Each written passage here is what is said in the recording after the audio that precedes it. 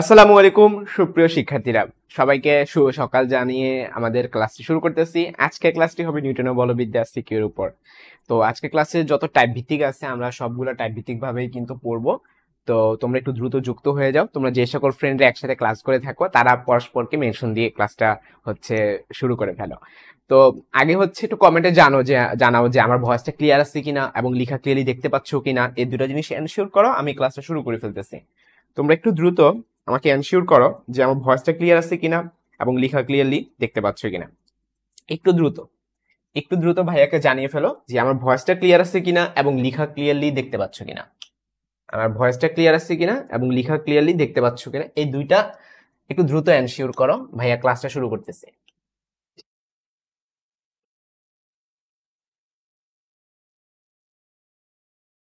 আমার ভয়েসটা ক্লিয়ার আছে কিনা এবং লেখা ক্লিয়ারলি দেখতে পাচ্ছ কিনা, এই দুইটা জিনিস এনশিওর করো। ভাইয়া ক্লাসটা শুরু করে ফেলতেছে।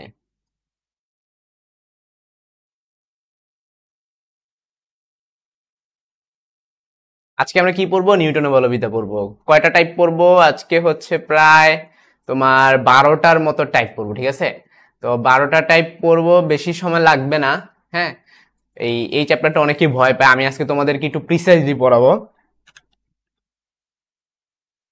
তোমরা যে সকল ফ্রেন্ডরা একসাথে ক্লাস করে থাকো, সব সময় একসাথে ক্লাস করে থাকো, তারা একটু একজন একজনকে একটু মেনশন দিয়ে দাও।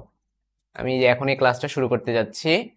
তো নিউটনের বলবিদ্যা সবার প্রথম, মানে নাম শুনলেই বুঝতে পারতাছো যেহেতু নিউটন। হ্যাঁ, নিউটনের কারসাজি আছে। নিউটন সাহেব কিন্তু 3টা সূত্র দিছিলেন, ঠিক আছে? নিউটন সাহেব 3টা সূত্র দিছেন। তো একবারে প্রথম যে সূত্র 3টা আছে এগুলা আসলে ম্যাথমেটিক্যাল ফরম্যাট, কিন্তু শুধুমাত্র দ্বিতীয় সূত্রটাই আছে। আমরা এখনই ক্লাস শুরু করব।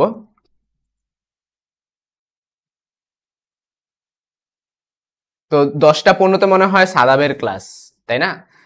তো আমরা সাদাবের ক্লাস হয়তো শুরু করতে করতে দেখা যাবে যে 10টা 15টিতে বেশি চলে গেছে।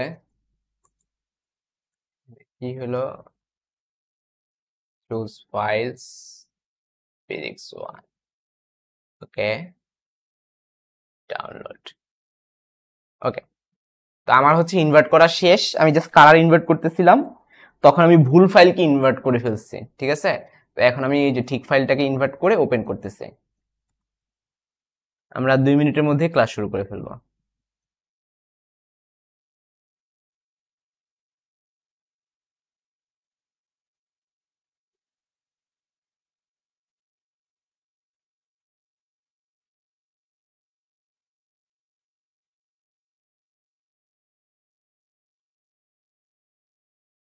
আহ,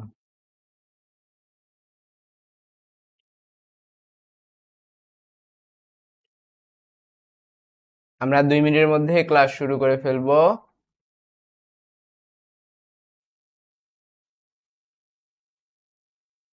একটু ধৈর্য ধরি আমরা।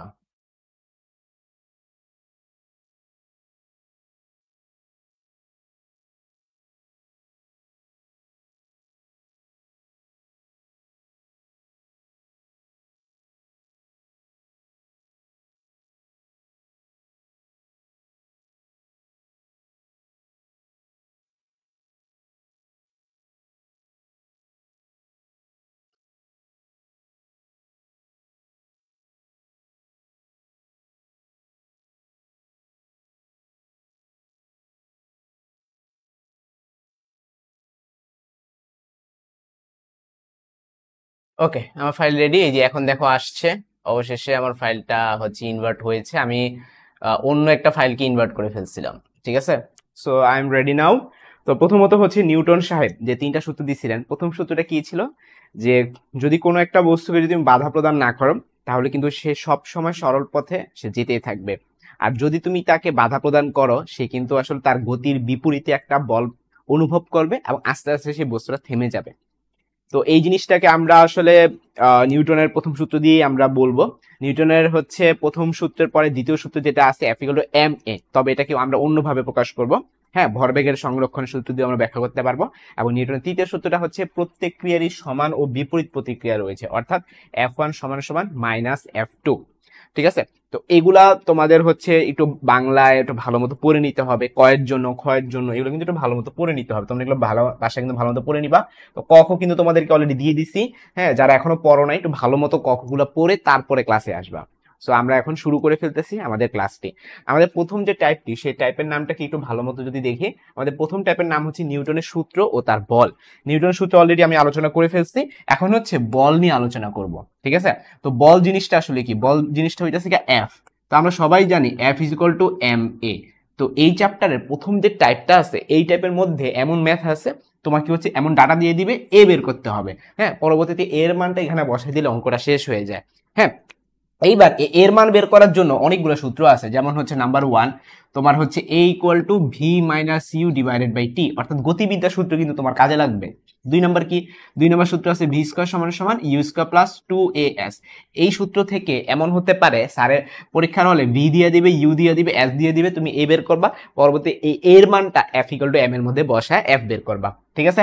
3 নাম্বার সূত্র হচ্ছে তোমার s equal to UT plus half ET square. এইটা দিয়েও কিন্তু পরীক্ষার হলে ম্যাথ আসতে পারে।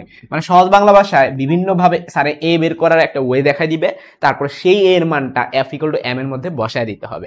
তো এরকম ম্যাথগুলো খুবই বাচ্চাদের ম্যাথ। আমরা হচ্ছে এখন একটু সামনে যদি আগাই, হ্যাঁ, আমরা হচ্ছে মূল যে পড়াটা সেটা আমাদের টাইপ 2 থেকে শুরু হয়েছে, ভরবেগের সংরক্ষণ সূত্র থেকে। আমি একটু দেখি আমাদের সাথে যুক্ত হয়েছে কতজন। আমাদের সাথে যুক্ত হয়ে গেছো প্রায় 103 জন। 103 জন আমাদের সাথে যুক্ত আছো। তোমাদের সবাইকে শুভ সকাল।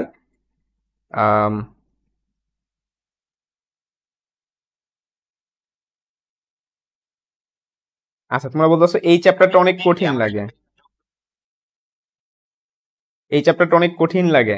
আচ্ছা, আমি তোমাদেরকে আজকে ইনশাল্লাহ এই চ্যাপ্টারটা একবার সোজা বানাই দিব। হ্যাঁ, আমাদের ক্লাসের শেষ পর্যন্ত থাকবো, দেখবা আমি চ্যাপ্টারটা কত সহজ বানাই দিই।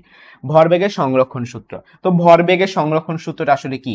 ধরো এই যে একটা বস্তু আছে সেটা হচ্ছে m1, এই যে আরেকটা বস্তু আছে সেটা হচ্ছে m2। তো এই বস্তুটা যাচ্ছিল যাচ্ছিল যাচ্ছিল একটা আদিবেগ u1 নিয়ে যাচ্ছিল, আর এই বস্তুটা ধরো একটা আদিবেগ u2 নিয়ে যাচ্ছে। ধরা যাক u1 এর মানটা বড়, ধরা যাক। তাহলে কি হবে? ও একসময় ওকে একটা বাড়ি মারবে বা ধাক্কা দিবে। এই যে ধাক্কাটা দিল, এর ফলে একটা সংঘর্ষ হইল। তো সংঘর্ষের আগে মোট ভরবেগ কত? m1u1 plus m2u2। আর সংঘর্ষের পরে যখন ওকে একটা বাড়ি মারলো, বাড়ি মারার পরে ওর বেগটা হয়ে গেল কত? v1। আর দ্বিতীয় বস্তুর বেগটা হয়ে গেল কত? v2। হ্যাঁ, তার মানে সংঘর্ষের পরে মোট ভরবেগটা কত? সংঘর্ষের পরে মোট ভরবেগটা হচ্ছে m1v1 প্লাস m2v2। তার মানে ব্যাপারটা কি দাঁড়াচ্ছে? যে সমান সমানের বাম পাশে হয় সংঘর্ষের পূর্বে মোট ভরবেগ, আর সমান সমানের ডান পাশে হয় সংঘর্ষের পরে মোট ভরবেগ। এই দুটা পরস্পর সমান হয়, এটা রুল। এটাই ভরবেগের সংরক্ষণের সূত্র। এখন পরীক্ষার হলে স্যারে হচ্ছে বিভিন্ন ডাটা দিয়ে দিবে, যে ধরো কোন একটা বস্তু আছে তার ভর এত, সে এত বেগে যাচ্ছিল, আর একটা বস্তু সে এত বেগে যাচ্ছিল। হ্যাঁ, তখন মিলিত বেগ কত, এরকম প্রশ্ন আসতে পারে।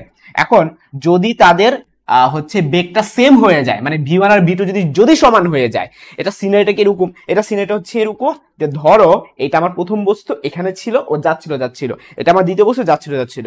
তো ও একসময় ওকে একটা বাড়ি মারলো এবং প্রশ্নে বলে দিল তারা মিলিত হয়ে গেল। মিলিত হয়ে গেল মানে কি? এখন দুইজন মিলে একসাথে যাবে, তাহলে v1 এর মান আর v2 এর মান কি সমান? আচ্ছা, তো যদি স্যারে কখনো মিলিত বেগ বলে দেয়, যদি স্যারে কখনো কি বলে দেয়? মিলিত বেগ। যদি স্যারে কখনো মিলিত বেগ বলে দেয়, তখন এইটা লিখবা v1 equal to v2 equal to v লিখবা। ঠিক আছে, তখন হচ্ছে এই দুইটা পরস্পর সমান হয়ে যাবে। আচ্ছা, তাহলে আমরা লিখে ফেলি m1u1 প্লাস m2u2। তো তখন কি হবে? m1 v1 এর জায়গায় v লিখবা, আর v2 এর জায়গায় কি করবা? v লিখবা। এখন ডান পাশ থেকে ভি কমন যায়, ভি কমন গেলে m1 প্লাস m2 হয়, আর বাম পাশে যা ছিল তাই রয়ে গেল। হ্যাঁ, তাহলে m1u1 প্লাস m2u2। পরীক্ষা হলে সারে কি চাই? এই ম্যাথগুলোতে সাধারণত চাই হচ্ছে গিয়ে তোমার মিলিত বেগ বা ভি চায়। তাহলে দাঁড়াচ্ছে হলো m1u1 plus m2u2 divided by m1 plus m2। তো এই হচ্ছে আমাদের সেই কাঙ্ক্ষিত ফর্মুলা। হ্যাঁ, যদি অবজেক্টিভে আসে তোমরা সরাসরি এটা অ্যাপ্লাই করতে পারবা। এখন যদি দুইটা বস্তু না থেকে যদি তিনটা বস্তু থাকে, তখন কি ঘটনা ঘটবে? যেমন ধরো একটা নৌকার মধ্যে কি হচ্ছে? এখানে তোমাদের ধরো সাদাব ভাইয়া, হ্যাঁ, এখানে ধরো তোমাদের সাদাব ভাইয়া ভর হচ্ছে 200 কেজি। হ্যাঁ, আমি কিন্তু বাড়াই বলি নাই, ঠিকই বলছি সাদাবের ভর মিনিমাম 200 কেজি হবে, আর ভুড়িটাই হবে মিনিমাম 150 কেজি। তো সাদাব ভাইয়া কি করতেছে, এই বরাবর এই কি করলো, একটা লাফ দেওয়ার সে চেষ্টা করলো। তো সে যেহেতু এত ভারী একটা মানুষ, সে খুব বেশি একটা জোরে লাফ দিতে পারবে না, সে 2 মিটার পার সেকেন্ড বেগে কি করলো, লাফ দিল। এখন এই জায়গাটায় ধরো আরেকজন ভাইয়া আছে তোমাদের, ধরো তোমাদের হচ্ছে নূর ভাইয়া। তো নূর ভাই কি করলো, একটু চিকন চাকুন আছে, ও হচ্ছে এদিকে লাফ দিবে, ওর ভর হচ্ছে গিয়ে ফর এক্সাম্পল ধরো 60 কেজি। এখন ও যখন লাফ দিবে ওর বেগটা আমরা একটু বেশি ধরে নিতে পারি, হ্যাঁ ধরে নিলাম ওর বেগটা হচ্ছে 4 মিটার পার সেকেন্ড। এখন এই নৌকার ভরটা ধরো ফর এক্সাম্পল দিয়ে দিল, নৌকার ভরটা ধরো ফর এক্সাম্পল 200 কেজি। এখন স্যার তোমাকে প্রশ্ন করলো যে লাফ দেওয়ার পর নৌকা কোন দিকে কত বেগে যাবে, নৌকা কোন দিকে কত বেগে যাবে, এই হচ্ছে আমাদের প্রশ্ন। ঠিক আছে, প্রশ্ন আগে ক্লিয়ার হয়েছে, আগে প্রশ্ন ক্লিয়ার হইতে হবে, পরে সলভে যাব। হ্যাঁ, প্রশ্ন আমি আবারও ক্লিয়ার করি। একটা নৌকা চুপচাপ ছিল, তো একটা পাশে হচ্ছে তোমাদের সাদাব ভাইয়া, আরেকটা পাশে হচ্ছে তোমাদের সাগর ভাইয়া। তো সাদাব ভাইয়া কি করতেছে, এইদিকে লাফ দিচ্ছে, হ্যাঁ, আর সাগর ভাই এদিকে লাফ দিছে, আর নৌকার ভর দিয়ে দিছে। এখন প্রশ্ন হইতেছে লাফ দেওয়ার পর নৌকা কোন দিকে যাবে। আমরা তো জানি যে যখন দুইজন দুই দিকে লাফ দেয় অবশ্যই নৌকা দুই দিকে যেতে পারবে না, নৌকা একদিকেই যাবে। তো কোন দিকে যাবে সেটা আমাদের ম্যাপ করে বের করতে হবে। তো এটার জন্য আমরা ভরবেগের সংরক্ষণের সূত্র ব্যবহার করব। ভরবেগের সংরক্ষণের সূত্র কি বলছিল, যদি বস্তু দুইটা থাকে তাহলে m1 plus m1 u1 plus m2 u2 is equal two m1 v1 plus m2 v2। কিন্তু এখানে বস্তু দুইটা না, এখানে বস্তু তিনটা, সাদাব ভাইয়া, সাগর ভাইয়া এবং নৌকা, টোটাল তিনটা বস্তু। তাহলে সংঘর্ষের পূর্বে মোট ভরবেগ কত, চলো আমরা একটুখানি দেখি। m1 u1 plus m2 u2, তুমি কি ইকুয়াল টু লিখে ফেলবা? না, এখানে তিনটা বস্তু, তাহলে কি করবা, m3 u3 ও লিখবা। এটা হচ্ছে সংঘর্ষের পূর্বে। হ্যাঁ, আর সংঘর্ষের পরে কি হবে, m1 v1 plus m2 v2 plus m3 v3। এখানে অনেক একটা কোয়েশ্চেন, ভাইয়া এখানে সংঘর্ষটা কই হইলো, কই সংঘর্ষ, কোনো সংঘর্ষ তো হয় নাই, দুই ভাইয়া সুন্দর মতো লাভ দিছে। ভাইয়া ফিজিক্সের ভাষায় এটাও একটা সংঘর্ষ। সংঘর্ষটা আসলে কি, সাদাব যখন লাভ দিছে, সাদাবের যে এই পায়ের যে হচ্ছে তলাটা আছে, সেই তলাটা কি নৌকা সারফেসের সাথে কি একটা আপেক্ষিক বেগ ক্রিয়েট করছে না, মানে কি একটা বাড়ি তো খাইছে। হ্যাঁ, তো ফলে অবশ্যই একটা সংঘর্ষ হয়েছে। অনুরূপ ভাবে তোমাদের যে সাগর ভাইয়া, তারও কি পায়ের যে তলাটা আছে সেইটাও নৌকা সারফেসের সাথে একটা আপেক্ষিক বেগ ক্রিয়েট করছে। সো এখানেও একটা সংঘর্ষ হয়েছে। আমরা ভাবি সংঘর্ষ মানে দাপ করে আগে উঠতে হবে না, হ্যাঁ, দুইটা সারফেসের মধ্যবর্তী আপেক্ষিক বেগ ক্রিয়েট হলে সংঘর্ষ হয়। তো এখন সংঘর্ষের পূর্বে মোট ভরবেগ শব্দটার মিনিং কি, শব্দটার মিনিং হচ্ছে সংঘর্ষের আগে বা লাফ দেওয়ার আগে সাদাবের বেগ কত। লাফ দেওয়ার আগে তো সাদাবের কোনো বেগই ছিল না, ও তো চুপচাপ বসে ছিল, তার মানে u1 এর মানটা 0। আচ্ছা, এবার u2 তে আসো, লাফ দেওয়ার আগে সাগর ভাইয়ের বেগ কত, 0। তারপর লাফ দেওয়ার আগে নৌকার বেগ কত, নৌকা তো চুপচাপ ছিল, 0। সো এইটা 0, এইটা 0, এইটা 0, তিনটাই 0। তাহলে তুমি এখানে বসায় দাও, তিনটাকে 0 বসায় দাও, তাহলে দাঁড়াচ্ছে হলো 0 প্লাস 0 প্লাস 0 সমান সমান। এবার আসো, এটা কি পরে, মানে কি লাভ যখন দিচ্ছে, ঠিক আছে। তো v1টা হচ্ছে সাদাব যে লাভ দিছে সেই বেগটা। তো আমরা মনে মনে ধরে নিলাম এই দিকটা পজিটিভ, তোমার যেখানে মন চায় সেই দিককে তুমি পজিটিভ ধরতে পারো। তুমি চাইলে সাগরের দিকটাকে পজিটিভ ধরতে পারো, কোনো সমস্যা নেই, একই উত্তরই বের হবে। আমার মন চাইলো যে আমি ধরলাম সাদাবের দিকটা পজিটিভ। তো সাদাবের দিকটা যদি পজিটিভ হয়, এই দিকটা যদি পজিটিভ হয়, তাহলে এই দিকটা কি হবে, নেগেটিভ হবে। ঠিক আছে, তাহলে প্রশ্ন যদি আমাকে কোশ্চেন করা হয় যে v1 এর মানটা কত হবে, তখন তুমি কি লিখবা, +2 বলবা। v1টা কত হবে, +2, v1 এর জায়গায় +2 বসে। এমন কত, সাদাবের ভর মাত্র 200 কেজি। এরপর আসো m2 কত, সাগরের ভর 60 কেজি। এবং v2 জিনিসটা আসলে কি, v2 হচ্ছে এই বরাবর কিন্তু নেগেটিভ। সো v2 এর মানটা হবে -4। ক্লিয়ার, v2 এর মানটা হবে -4। এবার আসো m3 এবং v3। m3 কত, নৌকার ভর কত কেজি, 200 কেজি। আর v3 কি, নৌকার বেগ, ওইটাই আমরা বের করব। তাহলে ডান থেকে যদি সব বামে নিয়ে আসি, এখানে হচ্ছে 200 এর সাথে 4 গুণ করলে কিন্তু 400 হয়। আগে রাখি 400, তারপর এখানে কত মাইনাস কত হয় তোমার, 240 হয়, তারপর প্লাস 200 v3। ঠিক আছে, আর বাম পাশে 0 থাকে। তাহলে 400 আর -240 মানে কি, ডান পাশে যদি রাখি শুধু 160, বাম পাশে নিয়ে আসলে -160, তাহলে -160 সমান সমান 200 v3। তাহলে v3 সমান সমান কত দাঁড়াচ্ছে, -160 ডিভাইডেড বাই 200। তো এখানে তুমি চাইলে 40 দিয়ে কাটাকাটি করে ফেলতে পারো, 0 আগে কেটে নাও, তারপর 4 দিয়ে কেটে নাও, তারপর 4 দিয়ে কাটলে 4 হয়, এখানে 5 হয়, উত্তর আসতেছে -0.8। এখন কোশ্চেন যদি করি, বলো তো ভাইয়া এটা কোন দিকটা আসছে, উত্তর হইতাছে এটা মাইনাস আসছে, সো এটা আসলে সাগরের দিকটাকে বুঝাচ্ছে। তো সাগরের দিকটাকে বুঝাচ্ছে, এটাই হবে উত্তর। তাহলে উত্তরটা বাংলায় ভাবে লিখবা যে সাগর ভাইয়ের দিকে যাবে কত বেগে, 0.8 মিটার পার সেকেন্ড বেগে, ঠিক আছে।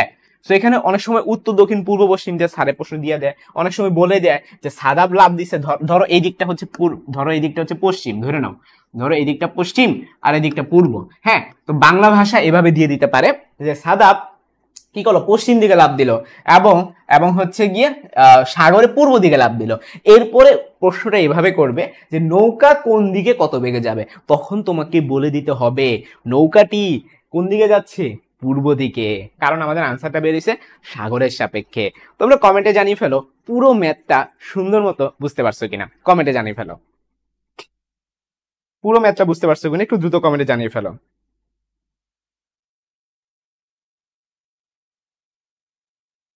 একটু তাড়াতাড়ি দ্রুত জানিয়ে ফেলো পুরোটা বুঝতে পারছো কিনা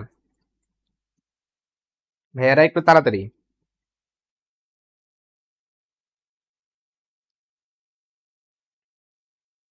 আমরা পরবর্তী টাইপে তাহলে চলে যাব, ঠিক আছে, যদি তোমরা এটা পুরোটা বুঝে ফেলো। ভাইয়া দিক দিলে কি নেগেটিভ দেওয়া লাগবে? দেখো তুমি হচ্ছে এখানে যে ভ্যালুটা বের করছো, এটা ভ্যালু যখন তুমি বাংলায় লিখবা তখন এভাবে লিখবা যে নৌকাটি এখানে দিকটা কোনটা, পূর্ব দিকে, তখন আর মাইনাস দিবা না, পূর্ব দিক মানেই নেগেটিভ, ঠিক আছে। এখানে আমরা পূর্ব দিকটাকে নেগেটিভ ধরছিলাম। পূর্ব দিকে 0.8 মিটার পার সেকেন্ড বেগে যাবে। তো তোমার প্রশ্ন উত্তরটা হচ্ছে, যদি তুমি পূর্ব দিক শব্দের উচ্চারণ করে দাও বা যদি সাগরের দিকটা যদি উচ্চারণ করে দাও, তখন আর মাইনাস দিবা না, ঠিক আছে। তোমরা সবাই বলতেছো জি ভাইয়া ক্লিয়ার হইছে। সো এখন আমরা পরবর্তী টাইপে চলে যেতে পারি। আমাদের পরবর্তী টাইপটা হচ্ছে স্থিতিস্থাপক বা অস্থিতিস্থাপক সংঘর্ষ। আমি অলরেডি তোমাদেরকে সংঘর্ষের কনসেপ্টটা কিন্তু দিয়ে দিছি, সংঘর্ষ জিনিসটা আসলে তোমরা অলরেডি বুঝে ফেলছো। এখন সংঘর্ষ দুই প্রকার, একটা হচ্ছে যে সংঘর্ষে গতিশক্তি সংরক্ষিত থাকে, মানে কি, যে সংঘর্ষটা যে হয়েছে তার আগে মোট গতিশক্তি এবং পরে মোট গতিশক্তি যদি সমান থাকে, তখন সেটাকে আমরা স্থিতিস্থাপক সংঘর্ষ বলবো। আর যদি সংঘর্ষের আগের মোট গতিশক্তি আর পরের মোট গতিশক্তি যদি সমান না থাকে, তখন সেটাকে আমরা অস্থিতিস্থাপক সংঘর্ষ বলবো। তো সংজ্ঞাটা দিয়ে দিলাম, এখন আমরা ফর্মুলায় চলে যাই। তো হয়েছে কি, এইখানের যে ফর্মুলাটা বিশাল ফর্মুলা, এটা অনেক একটু বড় ফর্মুলা আছে, ঠিক আছে। এখন ফর্মুলা কিভাবে আসছে সেটা তোমাদের জানা কোনো জরুরি না, ফর্মুলার প্রমাণ তোমার জানা কোনো প্রয়োজন নাই, ফর্মুলাটা তোমাকে শিখতে হবে। তো চলো আমরা একটু ফর্মুলাটা শেখার চেষ্টা করি। এই যে পেজটা দেখতে পাচ্ছ, এইটা আমি হচ্ছে তপন স্যারের বই থেকে হুবহু ছবি তুলে দিছে, এটা অ্যাকচুয়ালি বইয়ের একটা পিকচার, ঠিক আছে। তো এইখানে দেখতে পাচ্ছ যে দুইটা বস্তু আছে, হ্যাঁ, সংঘর্ষের পূর্বে এই একটা বস্তু এটা ভর হচ্ছে m1, এটা ভর হচ্ছে m2, এটা আদিবেগ হচ্ছে u1, এটা আদিবেগ হচ্ছে u2। তো ওরা কি করলো, দুইজন পরস্পর বাড়ি খাইলো বা সংঘর্ষ হলো, সংঘর্ষের পরে ওর বেগ হয়ে গেল v1, ওর বেগ হয়ে গেল v2। এখন প্রশ্ন কি, প্রশ্ন হচ্ছে এই v1 এর সূত্রটা কি, এই v2 এর সূত্রটা কি, এটাই হচ্ছে কোশ্চেন। তো হচ্ছে আমরা চলো সলভের দিকে চলে যাই। এটা জাস্ট ফর্মুলা, যে v1 এর মানটা সূত্র মুখস্থ রাখবা, v2 সূত্র মুখস্থ রাখবা। এখন ভাই সূত্র এত বিশাল, এটা না ম্যাক্সিমাম স্টুডেন্টরাই মনে রাখতে পারে না। তো আমি তোমাদেরকে একটু সহজভাবে বোঝানোর চেষ্টা করব। দেখো v1 যখন আমরা বের করবো, এটা মিনিংটা কি, এটা মিনিং হচ্ছে প্রথম বস্তু শেষ বেগ। দেখো আমি যদি লিখে পড়াই, আমরা বের করব ফার্স্টে কি v1, হ্যাঁ, আর কি বের করবো, v2 বের করবো, এই দুইটাই সূত্র, হ্যাঁ। এখন তোমার মাথায় এটা রাখতে হবে তুমি কোন বস্তুটা বের করতেছো, প্রথম বস্তু নাকি দ্বিতীয় বস্তু। তো যদি তুমি প্রথম বস্তুটা বের করো, আগে এমন একটা দাগ টানবা, ঠিক আছে। দাগ টানার পর যেহেতু তুমি 1 নং এরটা বের করতেছো, উপরে হবে 1 নং মাইনাস 2 নং। খেয়াল করো আমি কি লিখছি, আমি বের করবো 1 নং এরটার বেগ, তাহলে মনে রাখার টেকনিক কি, উপরে হবে 1 নং মাইনাস 2 নং। এবার এখানটায় আসো, হ্যাঁ, দুইটা সূত্র, এই সূত্রটা মনে রাখার টেকনিক চলো আমরা দেখে নিই। এখানে আমরা বের করবো 2 নং এরটা, তাহলে উপরে কি হবে 2 নং মাইনাস 1 নং, তার মানে আমি যত নং এর বেগ বের করবো উপরে হবে তত মাইনাস বাকিটা, ক্লিয়ার। আমি আমি হচ্ছে দ্বিতীয় বস্তুর শেষ বেগ বের করব, তাহলে উপরে কি m1 - m2 লিখবো? না, উপরে লিখবো m2 - m1। তাহলে লিখে ফেলি m2 - m1। এখন কোশ্চেন দিতেছে ভাই নিচে কি লিখবো? নিচে m1 + m2 লিখবা, অলওয়েজ দুইটার মধ্যে কি লিখবা? m1 + m2 লিখবা। তাহলে এতটুকু ক্লিয়ার? তাহলে দেখো আমি এতটুকু তোমাদেরকে বুঝাই ফেলছি, এই যে এতটুকু বুঝাই ফেলছি, ঠিক আছে। এখন তুমি বের করতেছো কি? প্রথম বস্তুর শেষ বেগ, তাহলে পাশে গুণাকারে কি থাকবে? প্রথম বস্তুর আদি বেগ, ঠিক আছে, এটা মনে রাখার টেকনিক। তুমি এখানে বের করতেছো কি? দ্বিতীয় বস্তুর শেষ বেগ, তুমি পাশে কি রাখবা? দ্বিতীয় বস্তুর আদি বেগ। তো দ্বিতীয় বস্তুর আদি বেগ মানে কি? u2, হ্যাঁ, তাহলে এখানে u2 লিখবা। এরপরে দুইজনের এখানে পাশাপাশি প্লাস আকারে লিখবা, ওকে। আচ্ছা, এরপর আবার দাগ টান দিবা, আবার দাগ টান দিবা। এখানে নিচে যা ছিল এখানেও তাই লিখবা, m1 + m2। এখানেও নিচে যা ছিল তাই লিখবে, m1 + m2। এবার উপরে আসো, উপরে কি করবা? এখানেও 2 দিবা, এখানেও 2 দিবা। তো তুমি 1 নং এটার জন্য বের করতেছো, ওইখানে বিপরীতটা লিখবা, মানে 2 নং এর জন্য ভরটা লিখবা। এখানে তুমি 2 নং এরটার জন্য বের করতেছো, সো এখানে উপরে বিপরীতটা লিখবা, অর্থাৎ 2 নং এর জন্য বের করতেছো, তাই তুমি 1 নং এরটা লিখবা, ঠিক আছে। আচ্ছা, আরেকটা বাকি আছে, সেটা হচ্ছে এই যে v02 লেখা আর এখানে v01 লেখা। এটা মানে কি? v02 মানে কি? ইউ কে তোমাদের ফিজিক্স বই দেখবা v0 দিয়ে লিখে, ঠিক আছে। সো v02 মানে ভয় পার কিছু নাই, এটা মানে u2। খুব সহজ ভাষা। এই যে এখানে আমরা u1 লিখছিলাম না, এখানে হবে গিয়ে u2, আবার এখানে u2 লিখছিলাম, এখানে হবে গিয়ে u1। এরই মাধ্যমে আমার সূত্রটা বোঝানো শেষ। ভাই এগুলো সূত্র, এগুলো মুখস্থ করার দায়িত্ব তোমাদের। আমি জাস্ট তোমাদেরকে মনে রাখার একটা টেকনিক দেখাই দিলাম, ঠিক আছে, মনে রাখার একটা টেকনিক দেখাই দিলাম। এখন কমেন্টে বলো তো এটা বুঝতে পারছো কিনা। আমরা হচ্ছে এগুলোর উপর তেমন একটা সৃজনশীল আসে নাই, তারপর আসার মানে বানানো যাবে সূত্রগুলো মুখস্থ রাখলে, দেন তুমি হচ্ছে সলভ করতে পারবা। অনেক সময় বইলা দেয় যে বস্তু দুটা ভর সমান, তো ভর যদি সমান হয়, তুমি দেখো ভর যদি সমান হয় তখন এখানে কিন্তু এই পার্টটুকু বাদ চলে যায়। ভর যদি সমান হয়, তো চলো আমরা কয়েকটা কেস দেখি। হ্যাঁ, ভর সমান হলে তখন কি ঘটনা ঘটে? ভর সমান হলে m1 - m2 মান 0 হয়ে যায়, তো এই পার্ট বাদ, তাহলে এই পার্টটুকু শুধু থাকে। তখন হবে কি? 2m / m + m × u2। তখন উপরে 2m, এখানেও নিচেও 2m, তখন উত্তরটা শুধুমাত্র u2 হয়। সো ভর সমান হয়ে গেলে তখন কি হয়ে যায় দেখো তো, তখন v1 আর u2 সমান হয়। এটা ইসাক স্যারের বই আছে, পয়েন্ট আকারে আছে, বিভিন্ন দ্রষ্টব্য দিয়ে দেওয়া আছে, ঠিক আছে। আবার এখানে চলো আমরা দেখি, এখানে যদি ভর সমান হয়ে যায় এই পার্টটুকু বাদ হয়ে যায়, কারণ কি উপরের পার্টটুকু 0 হয়। হ্যাঁ, এখানেও সেম কাহিনী, এখানে u1 হয়ে যাবে, তখন v2 = u1 হয়ে যাবে, ঠিক আছে। এগুলো অবজেক্টিভে তোমার কাজে লাগবে। আচ্ছা, তো আশা করি এতটুকু ক্লিয়ার হয়ে গেছে। আমরা সামনে আগাবো, আমাদের one of the most important একটা কনফিউজিং একটা টাইপ, যেটা দিয়ে স্টুডেন্টরা সবচেয়ে বেশি ভয় পায়, যেখান থেকে সবচেয়ে বেশি কোয়েশ্চেন করা হয়, এই যে হেলানো তলের ম্যাথটা। ইমা বলতেছে যে ভাইয়া এই হেলানো তলের ম্যাথগুলা পারি না। ইমা, এই হেলানো তলের কি হায়াত আছে, ঠিক আছে। আমরা যার কথা বলে থাকি, হ্যাঁ, ধরো একটা জিনিস ডিসকাস হইতেছিল, হঠাৎ করে অন্য কেউ সেটার কথা বলছে, আমরা বলি তার হায়াত আছে। তো হেলানো তলের হায়াত আছে, কারণ আমি হেলানো তল নিয়ে কথা বলতে নিচ্ছিলাম, ওও কোয়েশ্চেন করছে ভাই হেলানো তলগুলা নিয়ে সমস্যা হয়। আজকে আমি তোমাদের হেলানো তল একবার তামা বানাই দিব, ঠিক আছে। আচ্ছা, প্রথমত হচ্ছে হেলানো তল টপিকটা পুরোপুরি কার সাথে কানেক্টেড? ঘর্ষণ বলের সাথে কানেক্টেড। তো ঘর্ষণ বল জিনিসটা আসলে কি, চলো সেটা আমরা আগে জেনে নিই। ঘর্ষণ বল, তো ঘর্ষণ বল হচ্ছে 2 প্রকার।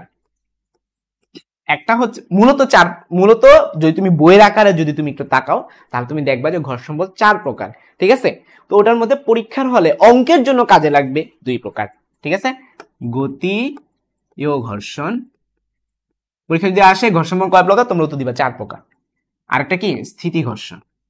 তাহলে বাকি ঘর্ষণগুলো কি? বাকি ঘর্ষণগুলোর মধ্যে একটা আছে আবর্ত ঘর্ষণ, আর একটা হইতেছে তোমার ওই তরলের টাইপের একটা ঘর্ষণ। টোটাল 4 প্রকার আছে, ওগুলোর কোনো ম্যাথ নেই। তো গতীয় ঘর্ষণ এবং স্থিতি ঘর্ষণ জিনিসগুলো একটু আলোচনা করি। গতীয় ঘর্ষণ এফ কে, স্থিতীয় ঘর্ষণ হচ্ছে এফ এস। এই এস তে বলা হয় স্ট্যাটিক, আর কে তে বলা হয় থাকে কাইনেটিক, ঠিক আছে। তো ধরো কোন একটা বস্তু এভাবে চুপচাপ আসিল, তুমি এই বস্তুটাকে নড়াইতে চাও, ও চুপচাপ আসিল, তুমি নড়াইতে চাও, এখন তুমি দিলে একটা ধাক্কা, কিন্তু নড়লো না। কেন নড়লো না? কারণ সেখানে একটা স্থিতি ঘর্ষণ কাজ করতেছে। তো বস্তুটা স্থির অবস্থায় ছিল, ওই অবস্থায় যে ঘর্ষণটা কাজ করে সেটাকে বলে স্থিতি ঘর্ষণ, ঠিক আছে।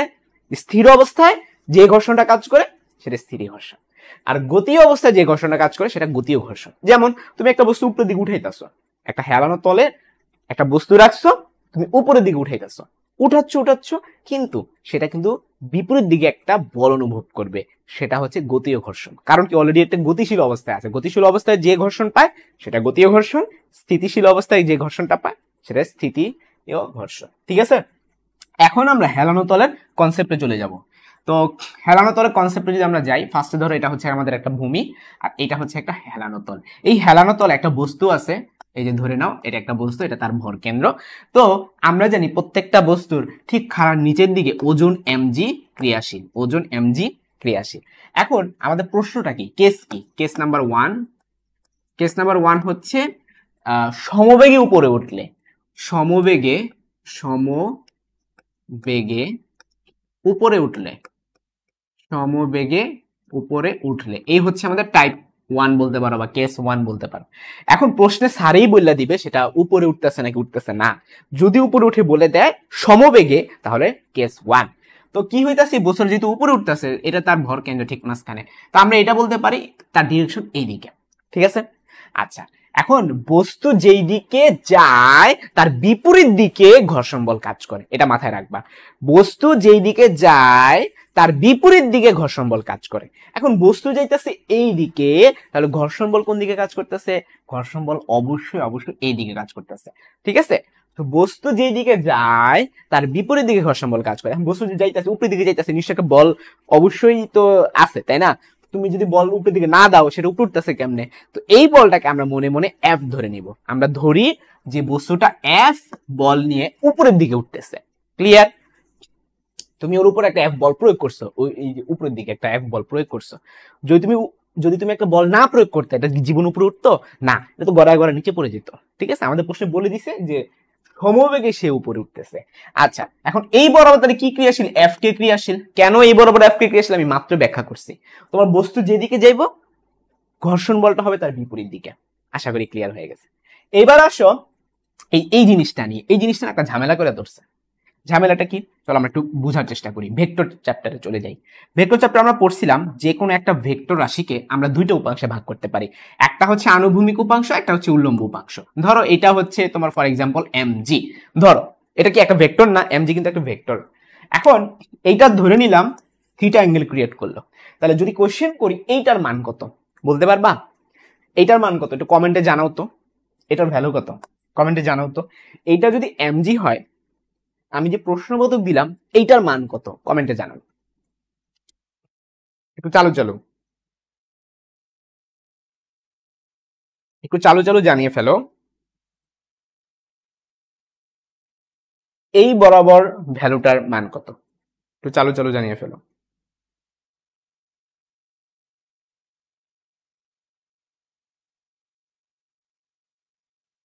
আহসানুল্লাহ বলতেছে পি। ভাইয়া পি আসলো কোথা থেকে বুঝি নাই। তারপরে হচ্ছে আফিকরা বলতেছে mg cos থিটা। এই বরাবর ভ্যালুটা কত কেউ একজন বলো দেখি। পি বলতেছো কেন এখানে? নুসাইবা বলতেছে mg cos theta. Roshni, Arthija, Shashi বলতেছে cos mg। হ্যাঁ cos mg। শশী রে প্রচুর পেটাবো। শশীকে যাবজ্জীবন কারাদণ্ড না 5 বছরের সশ্রম কারাদণ্ড দেওয়া হলো। তারপরে হচ্ছে সুহাসিনী সুপ্তি বলতেছে mg cos। এই সুহাসিনী সুপ্তি তোমার থিটা কই গেল? হ্যাঁ, সুহাসিনী সুপ্তিকে 1 বছরের কারাদণ্ড দেওয়া হলো। তারপরে হচ্ছে রাসেল ঠিক আছে mg cos থিটা। মানিক গোপ mg cos। এই মানিক গোপকেও হচ্ছে এই 1 বছরের সশ্রম কারাদণ্ড। তোমরা থিটা লিখতে কি কষ্ট হয়, থিটা লিখবা। আরেকজন লিখছে শুধু cos mg। এরে দূরে প্রচুর পিটাবো, যেমন তাসফিয়া জান্নাতকে প্রচুর পিটাতে হবে। cos mg বোঝা রাখতেছে। এই cos mg মানে কি? হ্যাঁ, থিটা কই? থিটা পরিচয় না দিলে হবে, দিতে হবে। তো এইটা যদি mg হয় তাহলে এইটা কি হবে, mg তো লিখবাই, পাশে একটা cos থিটা লিখে দিবা। ঠিক আছে, কারণ যে কোনো কিছু আমরা আনুভূমিক উপাংশ cos দিয়ে লিখে থাকি। আর এইটা তাহলে কত হবে, mg sin থিটা হবে। ঠিক আছে, আচ্ছা এখন এই কনসেপ্টটাই তোমরা এখন এইখানে অ্যাপ্লাই করবা। কারণ ঝামেলা হইলো এটা বুঝতে অনেক ইজি, এটা আসলে বুঝে অনেক ইজি, কিন্তু এখানে এটা অ্যাপ্লাই করা ইজি না, এটা ঝামেলাওয়ালা। কেন ঝামেলাওয়ালা? আমার ভেক্টরটা কেমন জানি, মানে এটা এই দিকে ক্রিয়াশীল। এখন এইটাকে আমরা দুইটা উপাংশে কেমনে ভাগ করব? দেখো, দুটো উপাংশে যে আমরা ভাগ করব সেটা কি করতে হবে, এইটা একটা উপাংশ হবে, আরেকটা উপাংশ কোন দিক হবে বলো দেখি, 90 ডিগ্রি অ্যাঙ্গেলে। যেমন ধরো এইটা যদি একটা উপাংশ হয়, বাকি উপাংশটা কোন দিকে হয়েছে, 90 ডিগ্রি অ্যাঙ্গেলে, এইটার 90 ডিগ্রি অ্যাঙ্গেলে। ঠিক সেম ভাবে এইখানেও এটা আমাদের তো একটা উপাংশ, ঠিক আছে, এই এমজি এর একটা উপাংশ এই দিকে, আরেকটা উপাংশ কোন দিকে হবে ভাই, 90 ডিগ্রি অ্যাঙ্গেলে হবে। এই যে এটা 90 ডিগ্রি কোন দিক, এদিক না? হ্যাঁ, এটা যদি আমার কি হয়, হেলানো তল হয়, এটা 90 ডিগ্রি কোন দিক, এই দিক। তাহলে তুমি কি করবা, এই দিক বরাবর একটা উপাংশ টেনে ফেলবা। ক্লিয়ার? তার মানে এইটা হচ্ছে আমাদের একটা উপাংশ আর এইটা হচ্ছে আমাদের আরেকটা উপাংশ। ওকে, এখন আমার প্রশ্ন, ভাইয়া থিটা কার সাথে? কোশ্চেন এখানে তো থিটা এইটা দেখা দিচ্ছে, এখানে থিটা কার সাথে? তো চলো আমরা এটা জেনে নিই। তো এইটা ছিল আমাদের থিটা, ঠিক আছে, স্যারের পরীক্ষার হলে এটা থিটা বলে দিবে যে ভূমির সাথে এত ডিগ্রি কোণ করে আছে, সো এটা থিটা। এখন আমার কোশ্চেন হইলো এইটা থিটা হইলে এইটা কত, এটা কেউ কমেন্টে বলতে পারবা? দেখো আমি উত্তর দিয়ে দিচ্ছি, এটা যদি থিটা হয় এইটাও থিটা হবে। কেমনে হবে আমি প্রমাণ করে দিচ্ছি। প্রথমত হলো খেয়াল করো, এটা কি একটা ত্রিভুজ না? এটা কি একটা ত্রিভুজ তো, তাই না? এই যে ত্রিভুজটা, এই ত্রিভুজের এই অ্যাঙ্গেলটা কত ডিগ্রি? এই যে এইটা লাল মার্ক করাটা কত ডিগ্রি, কেউ বলতে পারবা? লাল মার্ক করাটা এটা আমি বের করে দেখাচ্ছি। এটাকে মনে মনে তুমি এক্স ধরো, এটাকে মনে মনে তুমি এক্স ধরো, এক্স। এটা কত ডিগ্রি? 90 ডিগ্রি, তাই না? তাহলে ত্রিভুজের তিন কোণের সমষ্টি কত ডিগ্রি হয় বলো তো?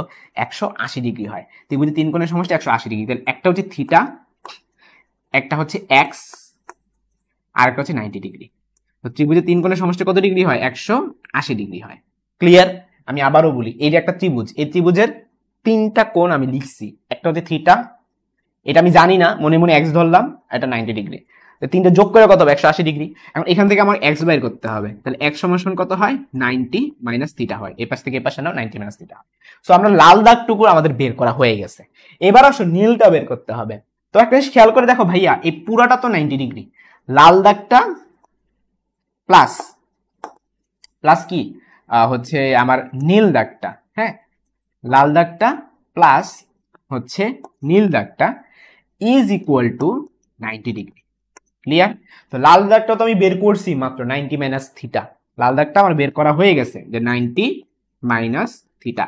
এবার নীল দাগটা আমরা বের করব। তো নীল দাগটাকে আমরা মনে মনে ধরো ওয়াই ধরলাম, হ্যাঁ, তো নীল দাগটাকে মনে মনে ওয়াই ধরলাম, ওয়াই সমান সমান এখানটাতে কত হবে? 90 ডিগ্রি। 90 কেটে দাও, তার মানে ওয়াই সমান সমান থিটা। আমি না মাত্র বললাম আমি প্রমাণ করে দিব যে এই নীল দাগটা থিটা, দেখো প্রমাণ হয়ে গেছে y equal to theta. So এত কাহিনী দেখানোর রিজন হলো তোমাদেরকে ভাইয়া ভাইয়া দেখানোর। সো নীল দাগটুকু আমরা কি লিখতে পারি? থিটা লিখতে পারি। হ্যাঁ, আমরা তাহলে নীল দাগটুকুকে থিটা লিখে ফেলি, এই এতটুকুকে আমরা থিটা লিখে ফেলি। ওকে, আচ্ছা, এই এতটুকু হচ্ছে আমাদের সেই কাঙ্ক্ষিত থিটা। এখন একটা জিনিস চিন্তা করে দেখো, এই বরাবর এমজি ক্রিয়াশীল, আর এটা যদি থিটা হয় তাহলে এইটা কত হবে? এমজি কস থিটা, তাই না? তোমরা অনেকে বলবা ভাইয়া কেমনে হইলো? এই যে এটার দিকে তাকাও, এটার দিকে তাকাও, এইখানে এমজি ক্রিয়াশীল, হ্যাঁ, আর থিটাটা এই দিকে, তাহলে এই জায়গাটা কি আমরা এমজি কস থিটা লিখছি, তার মানে যার সাথে থিটা সে হয় কস। ক্লিয়ার? দেখো থিটা কিন্তু এটা কিন্তু থিটা ছিল না, এটা যে সাইন হয়েছে এটা কিন্তু থিটা ছিল না, থিটা এটা ছিল। আমি আবারও বলি, এটা হচ্ছে এমজি, এটা হচ্ছে থিটা, তাহলে এমজি কস থিটা কোনটা হবে? এইটা হবে, এটা হবে এমজি কস থিটা, যার সাথে অ্যাঙ্গেল সে হয় কস।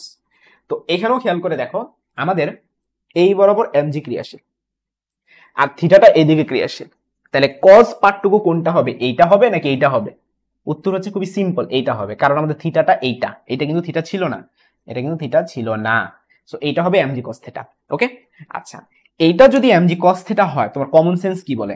তোমার কমন সেন্স কি বলে এইদিকে? তাহলে কোনটা? এই যে নীল দাগটা, নীল দাগটা এটা কি হবে বলো দেখি?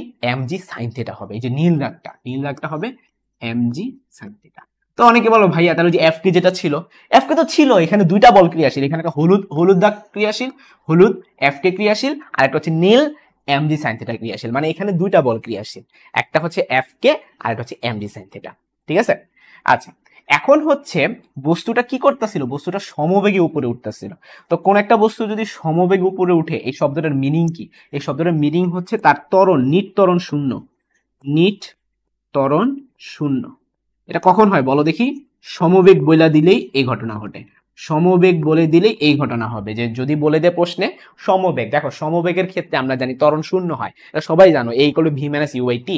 হ্যাঁ, তো উপরে ভি আর ইউ কিন্তু পরস্পর সমান, সো এর মানটা জিরো হয়ে যায়। আচ্ছা, নিট ত্বরণ কিন্তু শূন্য। আচ্ছা, নিট ত্বরণ শূন্য শব্দটার অর্থ কি? নিট বলও শূন্য, কারণ F equal to M A তো নিট বলও কত হবে? শূন্য। আচ্ছা, কোনো কিছুর উপর নিট বল শূন্য এই শব্দটার অর্থ কি? এই শব্দটার অর্থ হচ্ছে ওই বরাবর যে পরিমাণ বল কাজ করতেছে এই বরাবরও সেই পরিমাণ বল কাজ করতেছে। যেমন তুমি হচ্ছে যে কোনো একটা বস্তুর উপর তুমি কল্পনা করো, যদি আমি বলি এটার উপর নিট বল শূন্য, এটার অর্থটা কি? এটার অর্থ হচ্ছে ওই দিকে যে পরিমাণ বল কাজ করতেছে তার বিপরীত দিকে সেম পরিমাণ বল কাজ করতেছে। হ্যাঁ, এটা তোমরা স্থির তড়িতেও পড়ছিলাম। তার মানে এই বস্তুটার নিট বল শূন্য, এই বস্তুটার নিট বল শূন্য শব্দটার অর্থ কি?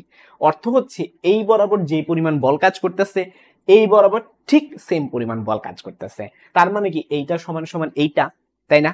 তাহলে আমরা লিখে ফেলতে পারি, আমরা এখন লিখে ফেলতে পারি সুতরাং সুতরাং এফ সমান সমান, দেখো এই বরাবর শুধুমাত্র এফ ক্রিয়াশীল, তাহলে এফ লিখবা। আর এই বরাবর দুইটা বল ক্রিয়াশীল, একটা হচ্ছে এফ কে আর একটা হচ্ছে এম জি সাইন থিটা। ঠিক আছে, এফ কে এবং এম জি সাইন। আচ্ছা, এইবার আসি আরো একটু পেঁচাবো, মানে পরীক্ষার হলে কিভাবে প্রশ্ন আসে এখন সেভাবে আসবো। এটা আসছে অলরেডি 2023 সালে, এটার উপর একটা সিকিউ আসছে, আমি সলভ করাই দিব, প্যারা নেই।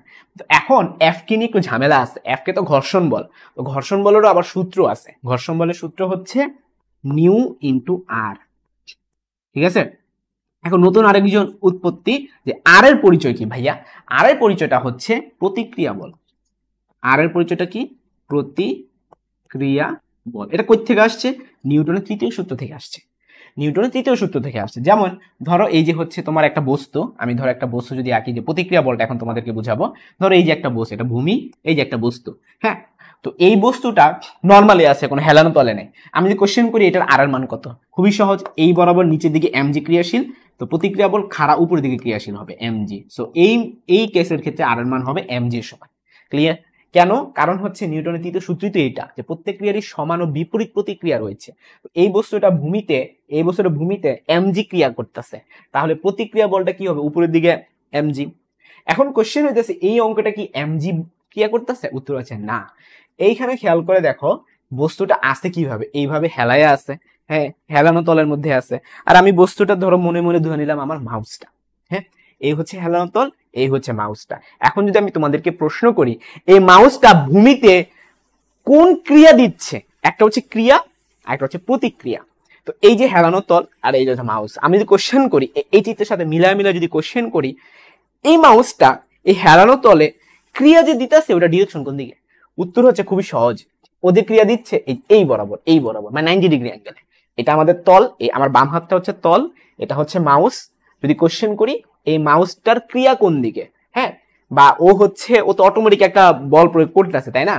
খাড়া নিচের দিকে আমরা যেটা বলে থাকি, সেটা কিন্তু হেলায় আছে ঠিক নিচের দিকে না। এই বরাবর তো এমজি ক্রিয়াশীল, ওজন ক্রিয়াশীল। আমি তো ওজনের কথা বলতেছি না, আমি বলতেছি কি হেলানো তলের উপর যে বলটা ক্রিয়া করতেছে। তো হেলানো তলের উপর তো সে 90 ডিগ্রি অ্যাঙ্গেলে বল ক্রিয়া করে, দুনিয়া সবকিছুই তলের উপর 90 ডিগ্রি অ্যাঙ্গেলে বল ক্রিয়া করে। তাই বস্তুটা আছে বাঁকাইয়া, হেলানো তলটা আছে বাঁকাইয়া, এটা যদি আমি রাখি ওর ডিরেকশন কোন দিকে হবে বলো তো? ক্রিয়ার ডিরেকশন এই বরাবর হবে, মানে নীল দাগটা, এই যে দেখো নীল দাগটা, এই হলুদ দাগ নাই, হলুদ দাগ হইতেছে কি ওজন। হ্যাঁ, এটা হইতো যদি তুমি এইভাবে রাখতা, তাহলে কি এমজি হইতো। তুমি তো এইভাবে রাখো নাই, তুমি বাঁকায় রাখছো, তো বাঁকায় রাখার ফলে তোমার অ্যাঙ্গেল ক্রিয়েট হয়ে যাবে। সো এটা হচ্ছে ক্রিয়া। সো এমজি কস থিটা এটা হচ্ছে কি আমাদের ক্রিয়া।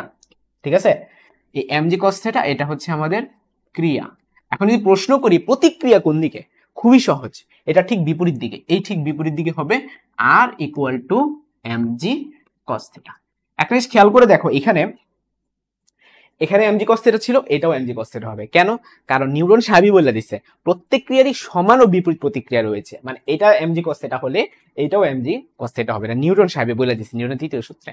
সো আমরা আর এর পরিচয়টা জেনে ফেলাম, আর এর পরিচয়টা তাহলে কি? MG cos theta. তাহলে এখন আর এর পরিচয়টা এখানে চলো বসাই দিই, তাহলে আমাদের উত্তরটা কি দাঁড়ায়?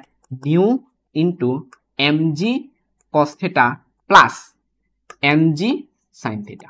ঠিক আছে, তাহলে তুমি যদি এমজি কমন নাও তাহলে কি থাকে? New cos theta plus sine theta. এই হচ্ছে আমাদের অবশেষে সে কাঙ্ক্ষিত ফর্মুলা। এখন হয়েছে কি, এটা কোনো সূত্র না, এটা তোমার পক্ষে মনে রাখা সম্ভবই না, এটা তুমি অঙ্ক করে করে বাইরে করবা। তো পরীক্ষার হলে 2023 সালে একটা সিকিউ আসছে, আমি দেখাবো, ওইখানে হুবহু এই ম্যাথটাই, শুধু লাস্টে গিয়ে মান বসা দিতে হয়। এম এর মান সারে দিয়ে দেয়, থিটার মানটা দিয়ে দেয়, নিউ এর মানটা দিয়ে দেয়, বসা দিলে ম্যাথটা শেষ। তো এত সুন্দর করে আমি আমার পক্ষ থেকে বোঝানোর চেষ্টা করছি, তোমরা বুঝছো কিনা একটু কমেন্টে জানিয়ে ফেলো, তোমরা বুঝছো কিনা একটু দ্রুত কমেন্টে জানিয়ে ফেলো। এই হচ্ছে আমাদের হেলানো তলের কেস 1। তোমরা একটু কমেন্টে জানিয়ে ফেলো আমি কি বুঝাইতে পারছি পুরোটা, নাকি আমার আবার বুঝাই দিতে হবে। একটু দ্রুত কমেন্টে জানিয়ে ফেলো। নুসাইবা বলছে বুঝতে পারছে, একটু তাড়াতাড়ি একটু কমেন্টে জানিয়ে ফেলো।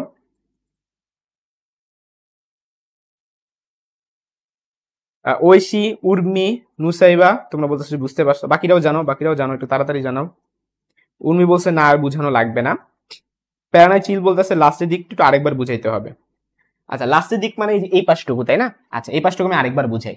দেখো এই বস্তুটার উপর নিট বল শূন্য, প্যারানাই চিল তুমি কি বুঝছো কিনা যে নিট বল শূন্য? নিট বল শূন্যটা আমরা কিভাবে বুঝছি? সমবেগ বলে দেওয়ার কারণে। সমবেগ বলে দিলে ত্বরণ শূন্য, এ শূন্য, আবার এ শূন্য হইলে এফ শূন্য। ঠিক আছে, এখানে এই এফ কিন্তু এই এফ না, এখানে যে আমি এফ শূন্য বললাম এটা নিট বল।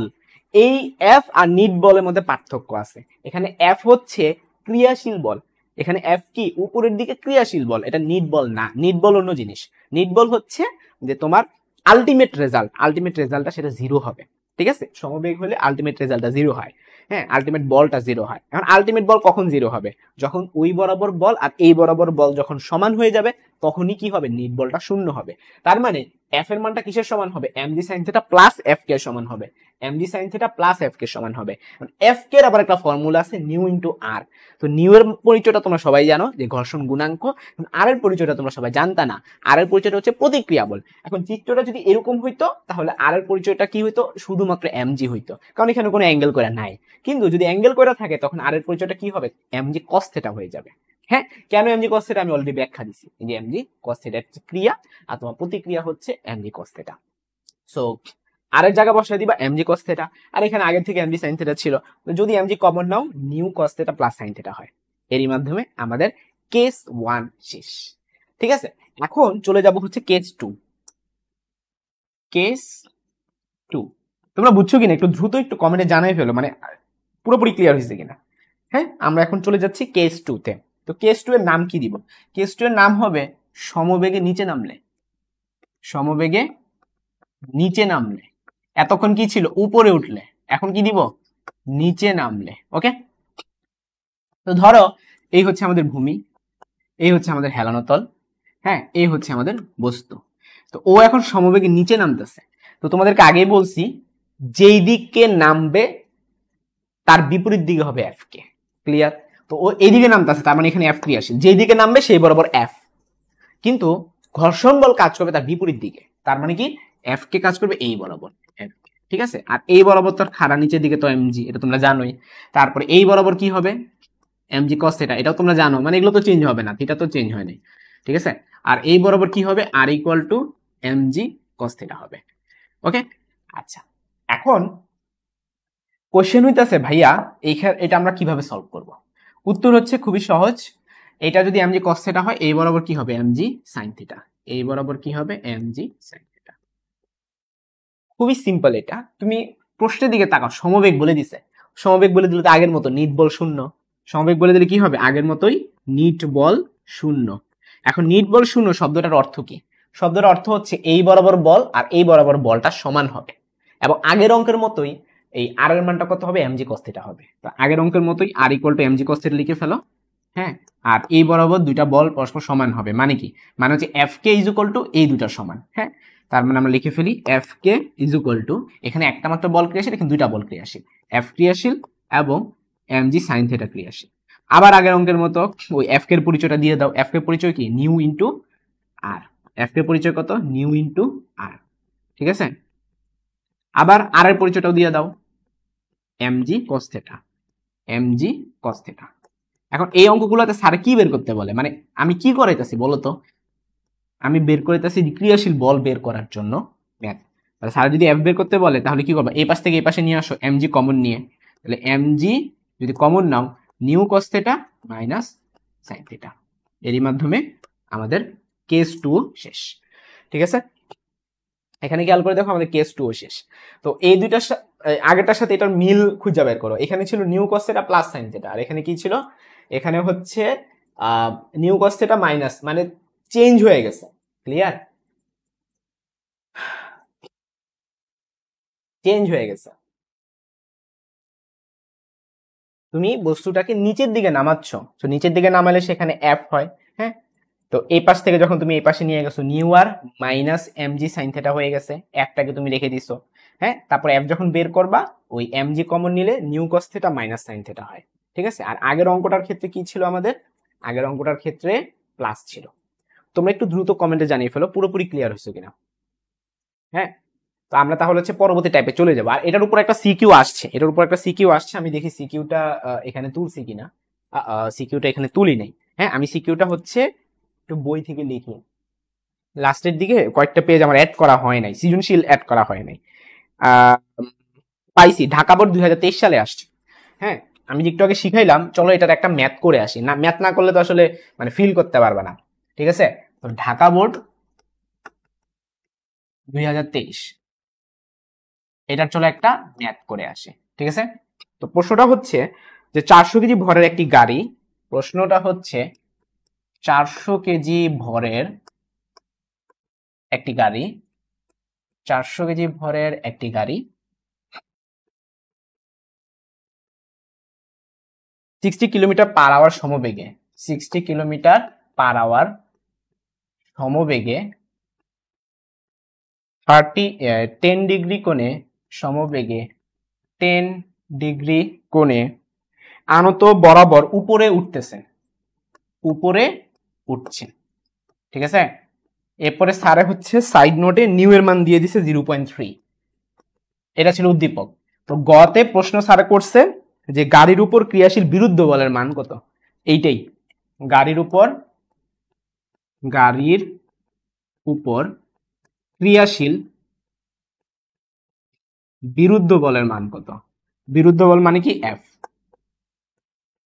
বিরুদ্ধ বলের মান কত। তো আমার মনে হয় এটা পুরোটা তোমরা পারবা, একলা একলাই পারবা, কারণ আমি পুরো কনসেপ্ট এটা বুঝাই দিছি। ঠিক আছে, এটা আমি পুরো কনসেপ্ট বুঝাই দিছি যে ধরো এই হচ্ছে আমাদের ভূমি, এই হচ্ছে একটা হেলানো তল, এই হচ্ছে আমাদের গাড়ি উপরের দিকে উঠতেছে, এটা একটা গাড়ি। হ্যাঁ, আমি ধরো একটা গাড়ি এঁকে দিলাম। ওকে, আচ্ছা, এটা ধরো এইদিকে মুভ করা আছে। এখন ঠিক নিচের দিকে এমজি ক্রিয়াশীল, এই বরাবর এমজি কস থেটা ক্রিয়াশীল, এই বরাবর এমজি সাইন থেটা ক্রিয়াশীল। এগুলো আমি ধুমসে পড়াইছি। যেহেতু বস্তুর উপরের দিকে উঠতে আছে, সো এখানে একটা এফ ক্রিয়াশীল, আর যেই দিকে উঠে তার বিপরীত দিকে এফ কে ক্রিয়াশীল। তো এই বরাবর এফ কে ক্রিয়াশীল, আর এই বরাবর প্রতিক্রিয়া বল R equal to MG cos theta ক্রিয়াশীল। তো এখন স্যারে বইলা দিছে সমবেগে, যে খুঁজে বের করো সমবেগ। সো আমার টাইপ 1 এর আন্ডারে পড়ছে, কেস 1 এর আন্ডারে পড়ছে। তো কেস 1 এ আমি সুন্দর মতো করে বুঝাইছি যে এই বরাবর বল আর এই বরাবর বলগুলো সমান হবে, মানে এফ সমান সমান কি হবে, F K plus M G sine theta. মানে এফ কে এর পরিচয় আবার দিয়ে দিছি নিউ ইন্টু আর। ঠিক আছে, আর এর পরিচয় আমরা দিয়ে দিছি কি হবে, এম জি কস থেটা। সব মান দিয়েছি, আমি না বলছিলাম সব মান দেওয়া থাকবে, তুমি খালি বসায় দিবা। এমজি যদি কমন নেই, নিউ কস থেটা প্লাস কত হবে, সাইন থেটা।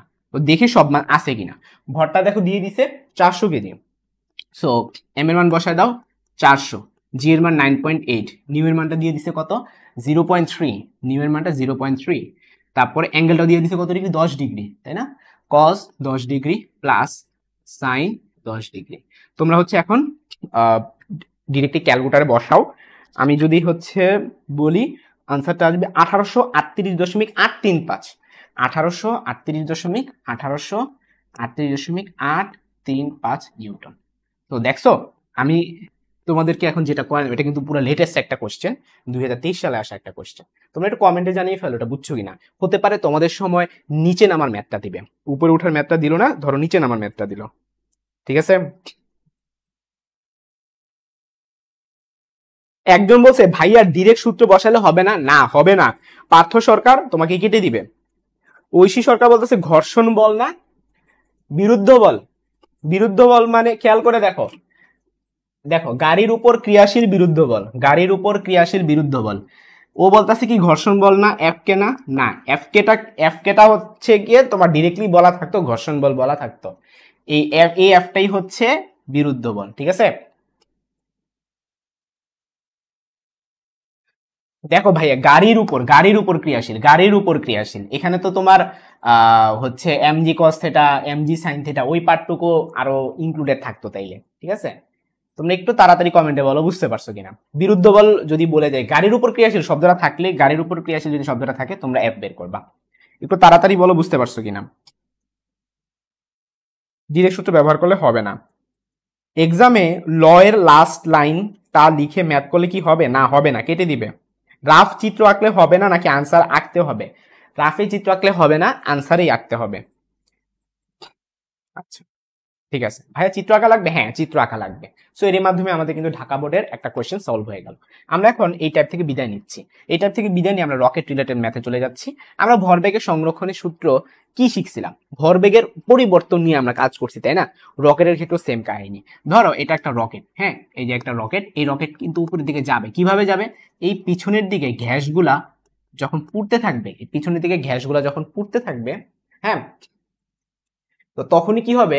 নিচের দিকে একটা ভরবেগের পরিবর্তন হবে। তো ভরবেগের সংরক্ষণের সূত্র রুলটাই এরকম, বা নিউটন তৃতীয় সূত্রের রুলটাই এরকম যে বিপরীত দিকে সে একটা বল অনুভব করবে, এভাবে রকেটটা উপরে উঠে। তো আমরা যদি একটু ভালো মতো তাকাই, প্রত্যেকটা সেকেন্ডে একটা ভর কিন্তু কমতেছে। এটা ভর কিন্তু কমতেছে, কারণ যে জ্বালানি পুড়তেছে পুরে পুরে পুরে ভর কমে যাচ্ছে। সো যে পরিমাণ ভর কমে যাচ্ছে সেটাকে আমরা ডেল এম নাম দিলাম, ঠিক আছে? আর রকেটের বেগটা ফিক্স থাকে, একটা ফিক্সড ভেলোসিটি নিয়ে সে আগায়, হ্যাঁ, এটাকে আমরা ভি আর বলে থাকি। তাহলে ভরবেগের পরিবর্তনটা কত হলো বলো দেখি? ভরবেগের পরিবর্তনটা হবে ডেল এম ইন্টু ভি আর। আমি আবারও বলি, ভরবেগের পরিবর্তন মানে কি? ভর আর বেগ এই দুইটা থাকবে। এখন ভর তো চেঞ্জ হয়ে যেতেছে, এই জন্য ডেল এম, আর বেগ তো চেঞ্জ হইতেছে না, এই জন্য ভি আর। আর কেন লিখছি? আর তো হচ্ছে রকেট, আর ভিতে হচ্ছে ভেলোসিটি। সো এইটা হচ্ছে ভরবেগের পরিবর্তন, ঠিক আছে? আমরা সবাই এটা শিখছিলাম যে ভরবেগের পরিবর্তন কিসের সমান। এটা তোমরা ওই যে বলের ঘাত টপিকের মধ্যে তোমরা শিখছো, যে আমরা পড়ছিলাম যে F is equal to M into V minus U divide by T. এটাই তো ভরবেগের পরিবর্তন, তাই না? Del P. তাহলে আমরা এটা বলতে পারি যে ভরবেগের পরিবর্তন অলওয়েজ কিসের সমান হয়? এফ টির সমান হয়। এটা ছিল নর্মাল কেসে, রকেটের কেসে না।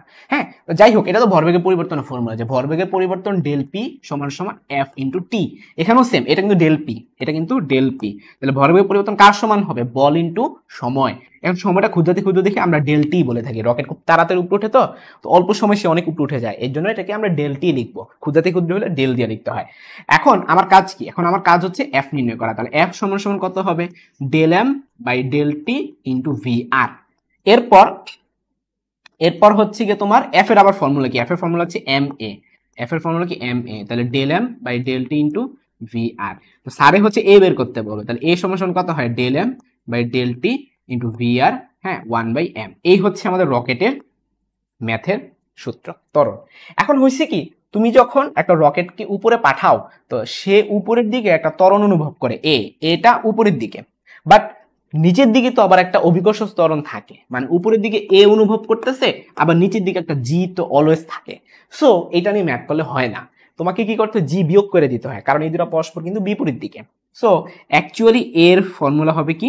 Del M by del T into V r. 1/m ছিল সামনে, 1/m রাখলাম, মাইনাস জি করে নিতে হয়। খেয়াল করে দেখো, এটা হচ্ছে শুধুমাত্র ত্বরণ। এটা কি? শুধুমাত্র ত্বরণ। আর এইটা হচ্ছে নিট ত্বরণ। এটা কি? নিট ত্বরণ। তো পরীক্ষার হলে তোমাকে নিট ত্বরণই বের করতে হবে, ঠিক আছে? তো স্যার যখন বলে দিবে যে, প্রশ্নে যখন বলে দিবে যে ত্বরণ বের করো, তখন এই ফর্মুলা ইউজ করতে হবে, ঠিক আছে? আর যদি বলে দেয় যে বায়ুর বাধা উপেক্ষা করে রকেটের ত্বরণ নির্ণয় করো, যদি তোমাকে এভাবে প্রশ্ন বলে দেয়, বায়ুর বাধা উপেক্ষা করে রকেটের ত্বরণ নির্ণয় করো, তখন কি ঘটনা ঘটবে বলো দেখি? তখন কি ঘটনা ঘটবে? তখন কিন্তু জি এর মানটা শূন্য হয়ে যাবে। খেয়াল করো, বায়ুর বাধা উপেক্ষা করে বা মহাকাশের বাইরে যদি এগুলো আমরা বলি, তখন কিন্তু জি এর মানটা 0 হয়ে যাবে। তো জি এর মান 0 হলে তখন কিন্তু এই পার্টটা কাজ না করে এই পার্টটা কাজ হবে, কারণ তুমি জি এর মান 0 বসাও, এটা সেম হয়ে যায়। ক্লিয়ার? সো যদি এইটা বলে দেয় যে বায়ুর বাধা উপেক্ষা করে, তখন ফর্মুলা কোনটা ইউজ করবা? এ সমান সমান 1/m del M by del T into V, ঠিক আছে? আর যদি স্যারে প্রশ্নে বলে দেয় যে বায়ুর বাধা উপেক্ষা না করে যদি বলে দেয়, অথবা কিচ্ছু যদি না বলে দেয়, অথবা প্রশ্নে যদি কিছু না বললে তখন ফর্মুলা কোনটা হবে?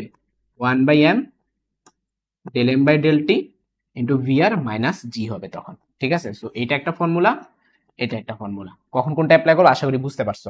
যে বায়ুর বাধা উপেক্ষা করে বইলা দিলে জিটা বাদ, আর যদি না করে বলে অথবা কিছুই যদি না বললা দেয় তখন কিন্তু মাইনাস জি করে নিতে হবে, ঠিক আছে। তো রকেটের থেকে আসলে ম্যাথ আসে নাই বোর্ডে, এখনো কখনো সিকিউ আসে নাই, বাট শিখায় রাখলাম। হ্যাঁ, এটা ইসাক স্যারের বইয়ের একটা অঙ্ক। তো চলো আমরা হচ্ছে ম্যাথটা সলভ করি। এটা হচ্ছে ইসাক স্যারের বইয়ের ম্যাথ। তো এখানে এই ম্যাথটাতে স্যারে কিছু ডাটা দিয়ে দিছে যে 2 সেকেন্ডে, সো এটা ডেলটি এর মান, ডেলটি এর মান 2। দেখো ভরের 50/1 হারায়। আচ্ছা, ডেলএম এটা পরিচয়টা কি? যতটুকু হারায়, তাই না? ডেলএম মানে কি? ভরের পরিবর্তন। তো কতটুকু ভর পরিবর্তন হয়েছে, যতটুকু সে হারাই ফেলবে। রকেটের মধ্যে তো গ্যাস পুড়তে থাকে পুড়তে থাকে পুড়তে থাকে, ভরটা কমে যায়। তাহলে কতটুকু পুড়ে গেছে? 50/1 হ্যাঁ, 50/1 পুড়ে গেছে। তো আদি ভরটা কত ছিল? আদি ভরটা হচ্ছে বড় হাতের এম। তো বড় হাতের এম হলেও যদি আদি ভর হয় তাহলে চেঞ্জ হয়েছে কতটুকু? 50/1। সো ডেলএম সমান 1/50 ইন্টু এম। এবার আসো, রকেট হতে নিষ্ক্রান্ত গ্যাসের গতিবেগ স্যারে দিয়ে দিছে, মানে ভিটা স্যারে দিয়ে দিছে কত? 2500। এখন স্যারের ত্বরণের মান চাইছে। এখন আমি যে তোমাদেরকে দুটা কেস দেখাইছি, একটা কেস কি ছিল? যদি বলে দিত যে বায়ুর বাধা উপেক্ষা করে, যদি এরা প্রশ্নে বলে দিত তাহলে তোমার মাইনাস জিটা থাকতো না। এখন প্রশ্ন তো এরা বলে নাই, মানে যে এটা কিছু না বললে, প্রশ্ন তো সাইড নোটে কিছু বলে নাই, সাইড নোটে এক্সট্রা কিছু দেয় নাই। তুমি ইসা স্যারের বইটা দেখো, এখানে সাইড নোটে কিছু ছিল না। তার মানে আমাদের সূত্র কোনটা হবে? সূত্র ইউজ হবে ওই জি ওয়ালাটা, মানে 1/m del M by del T into VR minus G, G থাকবে, ঠিক আছে। কারণ প্রশ্নে বলে নাই, জি কে উপেক্ষা করতে বলে নাই। আমরা এখন সব ডাটা বসাই দিব। হ্যাঁ, ডেলএম এর মানটা কত? ডেলএম এর মান হচ্ছে m/50, ডেলএম এর মান কত? 1m/50। আর ডেলটি এর মান কত? 2, ঠিক আছে। ভিআর এর মান কত? 2500 মাইনাস হচ্ছে 9.8। তো মনে রাখবা এরকম নিচে নিচে থাকলে এটার এটা গুণ হয়, তাহলে 1/m ইন্টু m/100, ঠিক আছে, ইন্টু আবার 2500 মাইনাস হচ্ছে 9.8। এম কেটে দাও, 2500 আর 100 কাটাকাটি করো 25 হয়, তার মানে থাকতেছে হচ্ছে 25 মাইনাস 9.8, তাহলে তোমার 15.2 আসে, ঠিক আছে। সো উত্তর হবে এইটা। একটু কমেন্টে জানিয়ে ফেলো রকেটের ম্যাথটা বুঝছো কিনা। আমি আবারও বলি, রকেটের ম্যাথ কখনোই আসে নাই বোর্ডে, বাট আমার মনে হয় যে যদি একটু ফাইজলামি মার্কা কোশ্চেন করে, যেমন যশোর বোর্ড গতবার অনেক দুষ্টামি করছে, যশোর বোর্ড, কুমিল্লা বোর্ড দুষ্টামি একটু কমাই দিয়েছে, বাট তাও আবার দুষ্টামি করতে পারে। সিলেট বোর্ড অনেক দুষ্টামি করছে গতবার, ঝামেলাওয়ালা প্রশ্ন দিয়ে দিছে। তো এই সকল ক্ষেত্রে রকেটের ম্যাথ দিয়ে দিতে পারে, ঠিক আছে। তুমি একটু তাড়াতাড়ি কমেন্টে বলে ফেলো বুঝতে পারছো কিনা, আমরা সামনে আগাবো। একটু তাড়াতাড়ি কমেন্টে বলে ফেলো বুঝতে পারছো কিনা, একটু চলো চলো জানিয়ে ফেলো বুঝতে পারছো কিনা। আচ্ছা, পাখির পালক সে বলছে বুঝতে পারছে। পার্থ সরকার, রোশনি, প্যারানাই চিল, ওকে। হ্যাঁ, রকেটের ক্ষেত্রে ত্বরণের সূত্র তুমি ডিরেক্টলি ব্যবহার করতে পারো, কোনো সমস্যা নেই। রাতুল বলতেছে ব্যাংকিং কি করাইছে? না, ব্যাংকিং আমি করাই নাই, ব্যাংকিং সবার লাস্টের টপিক। আচ্ছা, আমরা এখন পরবর্তী টপিকে চলে যাচ্ছি। এই ম্যাথটা আমি আর করাবো না ভাইয়া, এটা আমি এসডব্লিউ দিয়ে দিচ্ছি, আমি রকেটের অঙ্কনে সুন্দর করে বুঝিয়ে দিচ্ছি। হ্যাঁ, এটা এসডব্লিউ। এখন আমরা চলে যাচ্ছি ঘাত বল এবং বলের ঘাত। ঘাত বল কিন্তু এক ধরনের বল, সেটাকে আমরা এফ দিয়ে প্রকাশ করে থাকি, যে খুব অল্প সময়ের জন্য হ্যাঁ বলটা আসলে ক্রিয়াশীল হয়ে থাকে। আর বলের ঘাত জিনিসটা আসলে কি? J equal to F T. খেয়াল করে দেখো, এইখানে ঘাত বল বলতে শুধুমাত্র এফ কেই বোঝায়, আর এখানে বলের ঘাত বলতে জে কে বোঝায়। মানে কি? বলের সাথে টাইম যদি তুমি গুণ করে দাও তখন তুমি বলের ঘাত পাবা, আর শুধুমাত্র বলটাকে তুমি ঘাত বল বলবা। এখানে কাহিনীটা কি? এখানে টিটা খুব ছোট হয়, খুব অল্প সময়ের জন্য খুব বৃহৎ মানের যে বলটা ক্রিয়াশীল হয় তাদের গুণফলকে আমরা বলের ঘাত বলবো। আর যদি তোমাকে বলে দেওয়া হয় যে গুণফল না শুধুমাত্র বল, তখন সেটা হয়ে যাবে ঘাত বল, ঠিক আছে।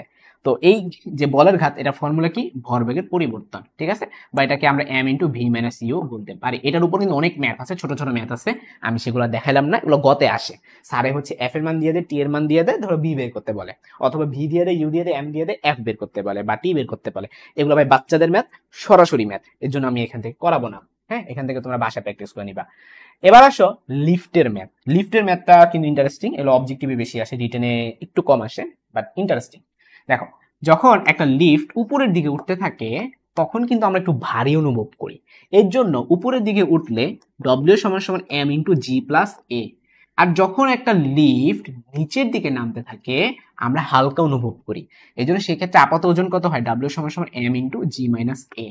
সো এইটা হচ্ছে আমাদের কেস নাম্বার 1, আর এইটা হচ্ছে কেস নাম্বার 2।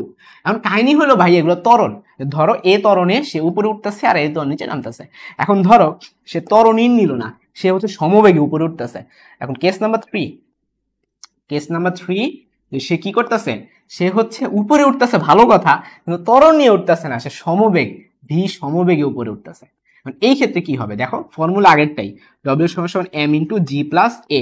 এখন কাহিনী হলো ভাইয়া সমবেগে গেলে ত্বরণের মানটা 0 হয়, তাহলে এখানে বসায় দাও mg হয়।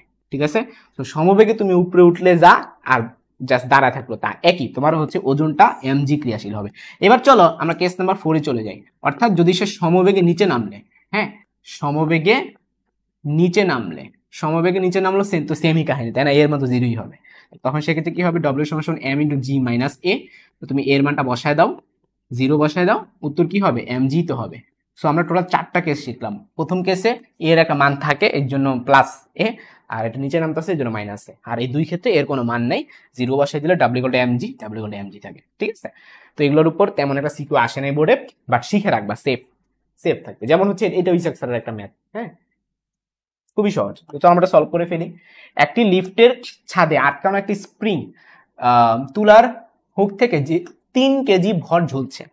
লিফটটি যখন 0.25 মিটার পার সেকেন্ড স্কয়ার ত্বরণ উপরে উঠতেছে, তা এক নম্বরে কি বলছে, উপরে উঠতেছে। সো আমরা ফর্মুলা জানি, W সমান m ইন্টু জি প্লাস এ।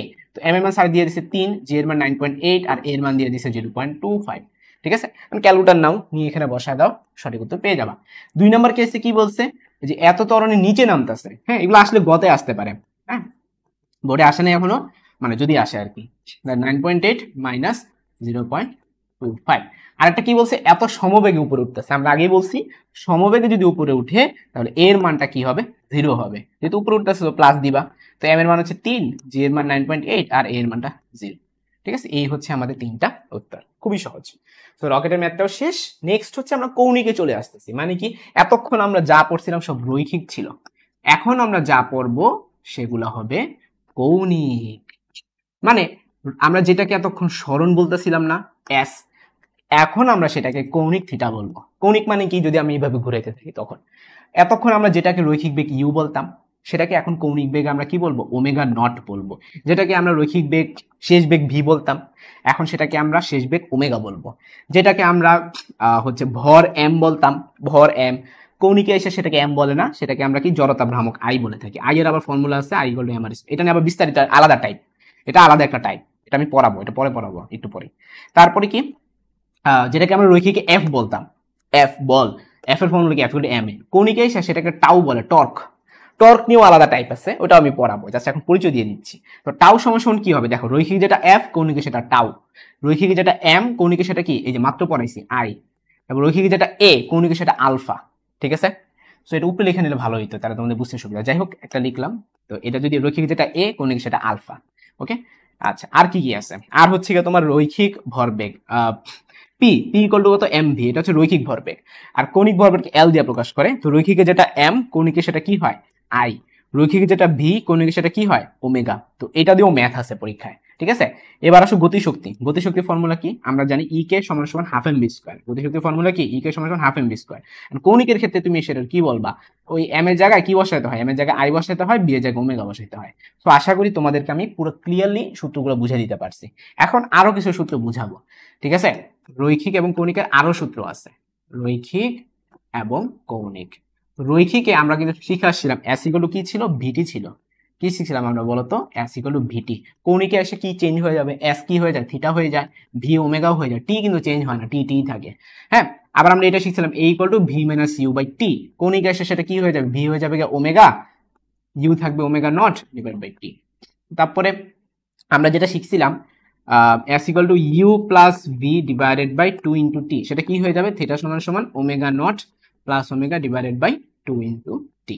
তারপরে আমরা শিখছিলাম যে বি স্কোয়ার সমান সমান ইউ স্কোয়ার প্লাস 2ax, তাহলে এটা কি হবে, ওমেগা স্কোয়ার সমান সমান omega nought square plus 2 alpha theta.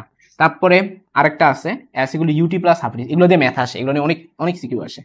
তারপর আমরা কি শিখছিলাম যে S equal to UT plus half ET square, UT plus half ET square. কৌণিক আসে সেটা কি হয়ে যাবে, থিটা সমান সমান omega nought T plus half alpha T square. এই হচ্ছে আমাদের এক ধরনের সূত্র, আর এই হচ্ছে আমাদের আরেক ধরনের সূত্র। ঠিক আছে, তো আমরা এগুলোর উপর অনেক সিকিউ করব, আমি দেখাবো তোমাদেরকে। হ্যাঁ, নেক্সটে চলে যাচ্ছে হচ্ছে কেন্দ্রমুখী বল। ধরো তুমি একটা কোন একটা বস্তুকে এইভাবে তুমি ঘোরাচ্ছ, তো সে তো কেন্দ্রের দিকে প্রত্যেকটা বিন্দুতে কি করবে, একটা বল অনুভব করবে এফ। আর প্রত্যেকটা বিন্দুতে তার ডিরেকশন কোন দিকে, তার ডিরেকশন হবে স্পর্শক বরাবর এক্স। এখন যদি কোশ্চেন করা হয় এখানে কি পরিমাণ কাজ করা হইলো, ফর্মুলা হচ্ছে 0 হবে, কারণ এফ এবং এক্স এর মধ্যবর্তী অ্যাঙ্গেল 90 ডিগ্রি। আমরা সবাই জানি ডাব্লিউ সমান সমান কত, এফ ডট এক্স, এর মধ্যবর্তী অ্যাঙ্গেলটা কত ডিগ্রি হবে, 90 ডিগ্রি।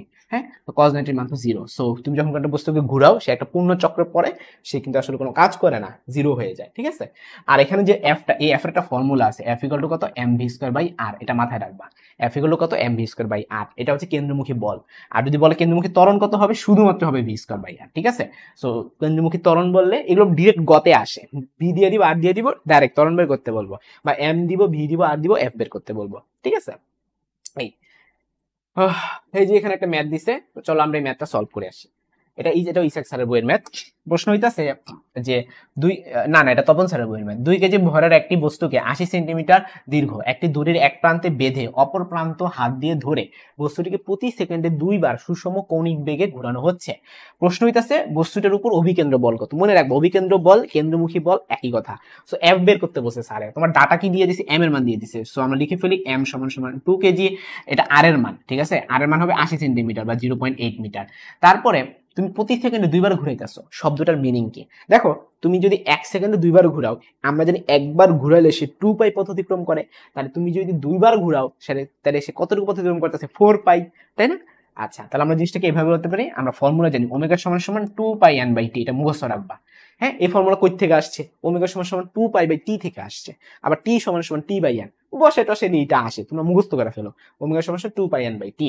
তো তাইলে তোমার হিসাব নিকাশ লাগবে না। এন এর মান কত দিয়েছে দেখো, 2 দিয়ে দিছে 2, টি এর মান কত দিয়ে দিছে প্রতি সেকেন্ড 1, তাহলে যে আমি একটু আগে বললাম না যে 4 পাই আসবে, এই যে দেখো 4 পাই আসছে।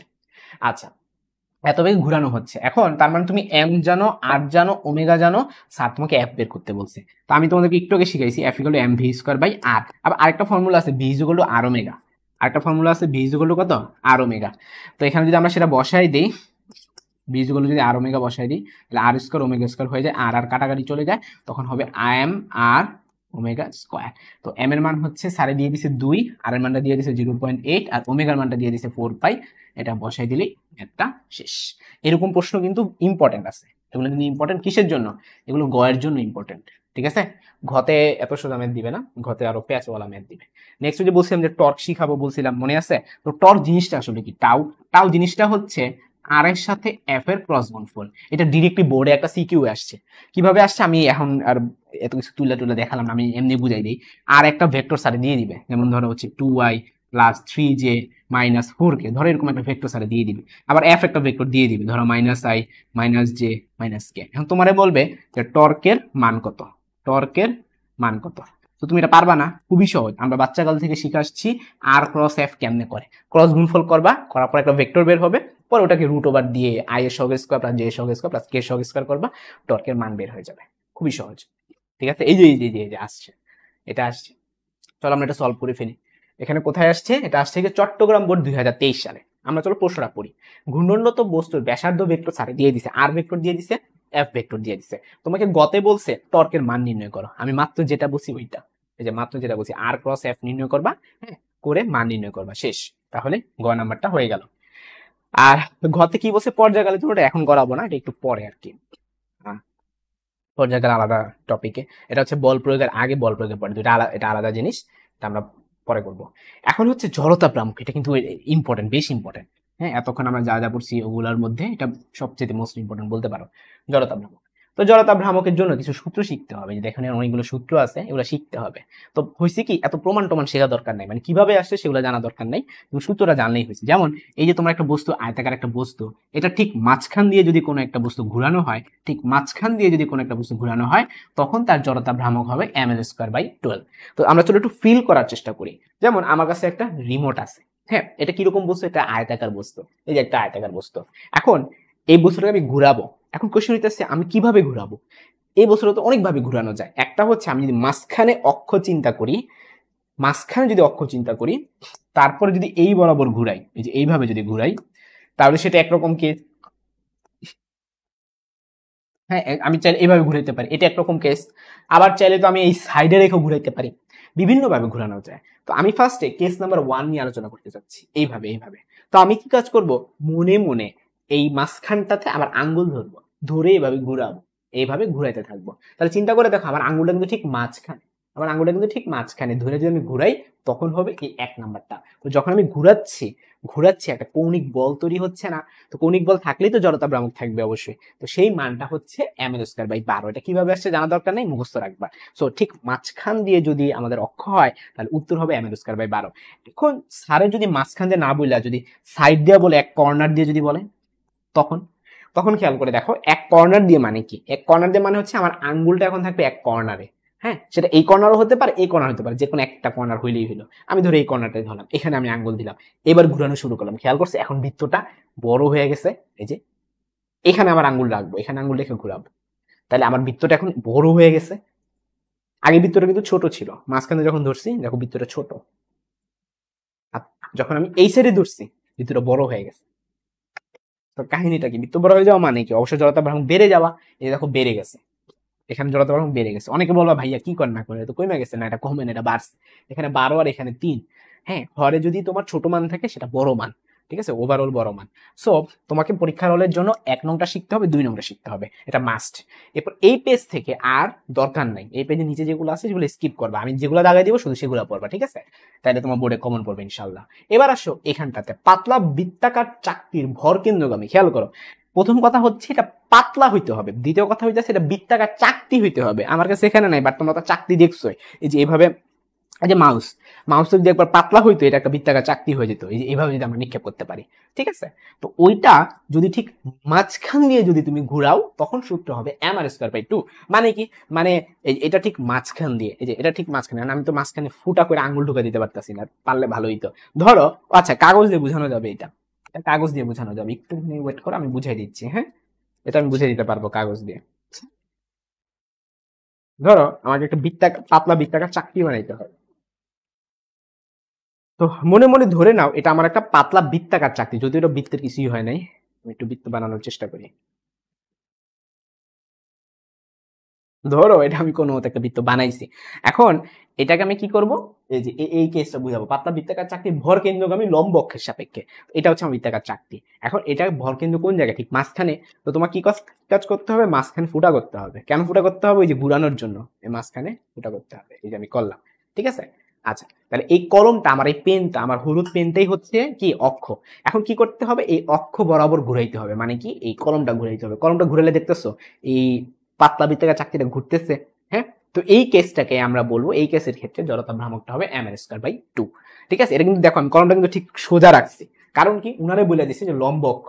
এখন যদি আমি সোজা না রেখে যদি বাঁকা রাখি, যেমন এটা দেখে থাকো, পাতলা বৃত্তাকার চাকতি যে কোনো ব্যাস সাপেক্ষে।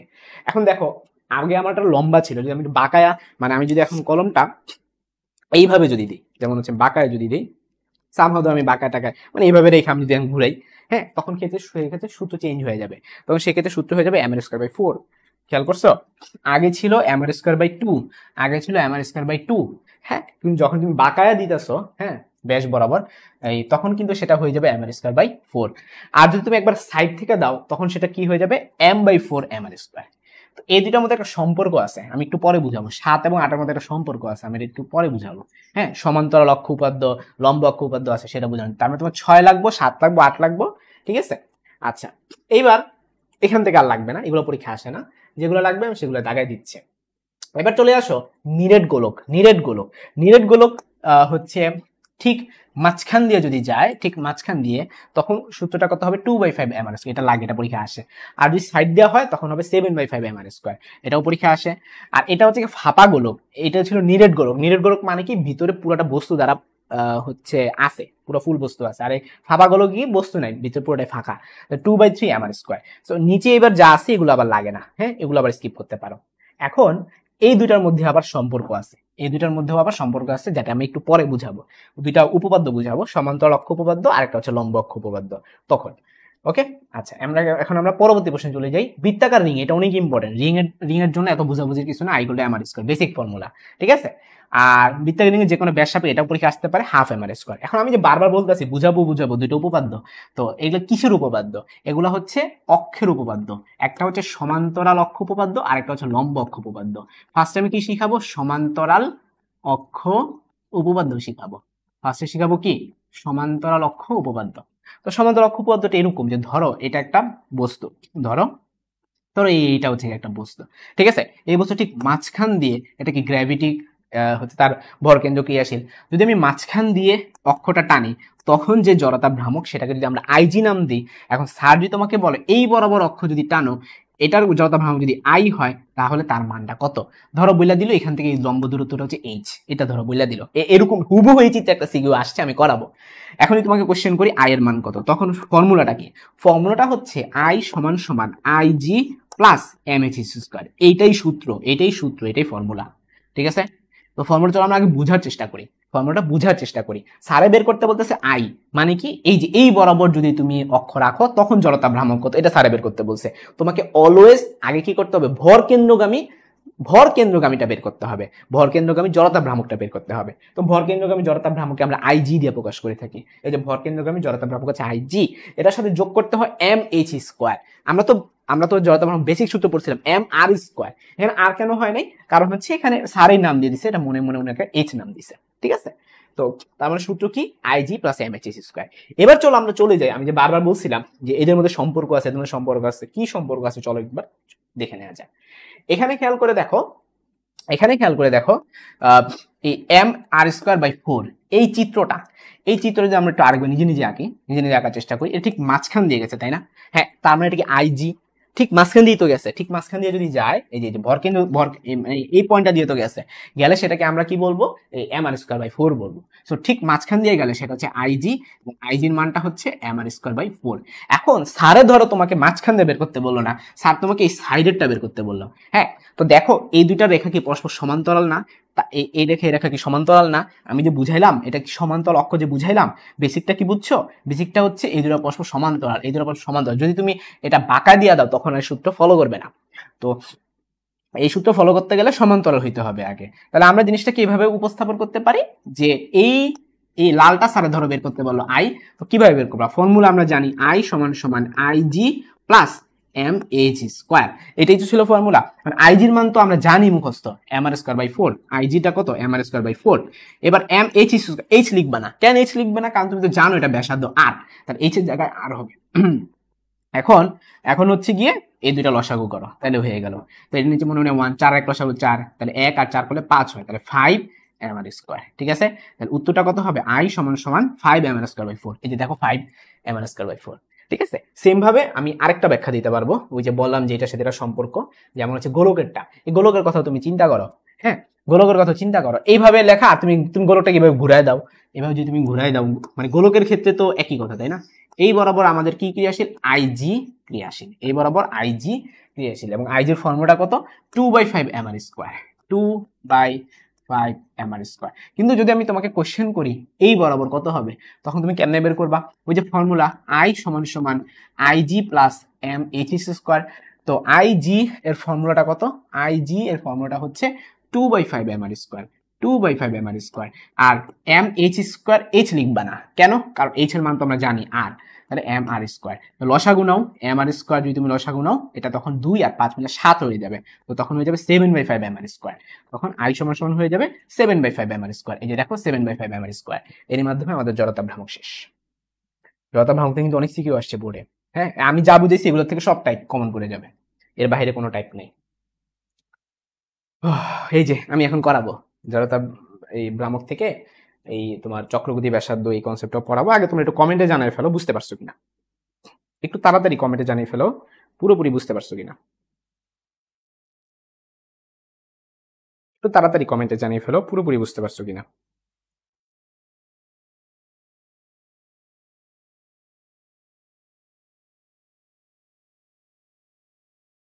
একসাথে অনেকগুলো টাইপ করে ফেলছি,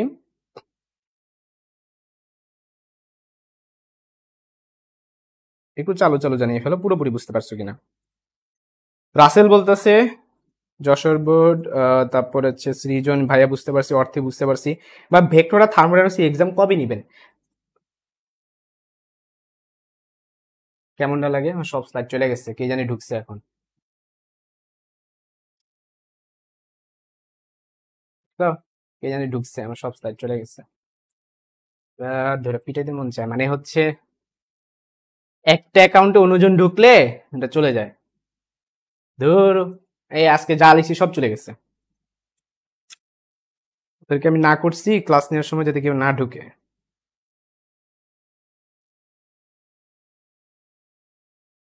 তো একটু ওয়েট করো, আমার স্লাইড সব চলে গেছে, এই যে অটো চলে গেছে। স্লাইড চলে যায় হচ্ছে মানে আমরা যে সফটওয়্যারটা ইউজ করি, এই নির্দেশনা দেওয়া ছিল আমাদের টিচারদের যাতে কেউ এটা ইউজ না করে। হ্যাঁ, বাট কেউ মনে হয় ভুলে ঢুকে গেছে। এক অ্যাকাউন্ট দিয়ে একাধিক মানুষ চালানো যায় না। আজকে তাহলে আমি কিভাবে পিডিএফ দিব তোমাদের?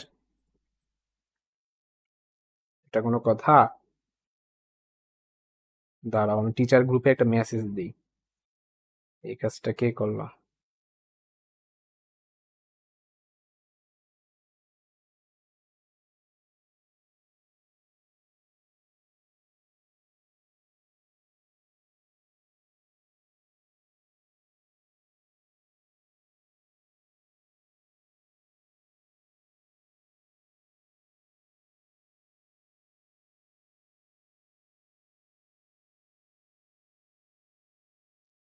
তো হচ্ছে আমাকে স্লাইড গুলো আবার ওপেন করতে হবে। ইয়া,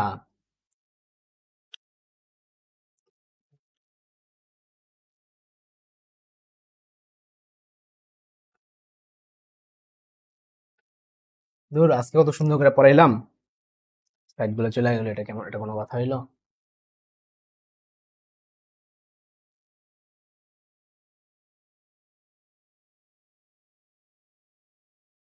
লগ আউট হয়ে গেছে।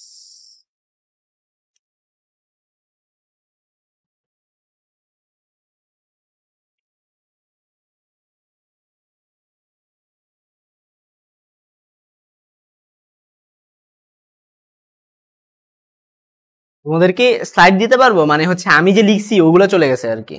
এমনি পিডিএফ তো দিতে পারবোই, এই যে মানে কি কি টাইপ, কি কি সৃজনশীল এগুলো দিতে পারবো, বাট লিখা সব চলে গেছে আর কি।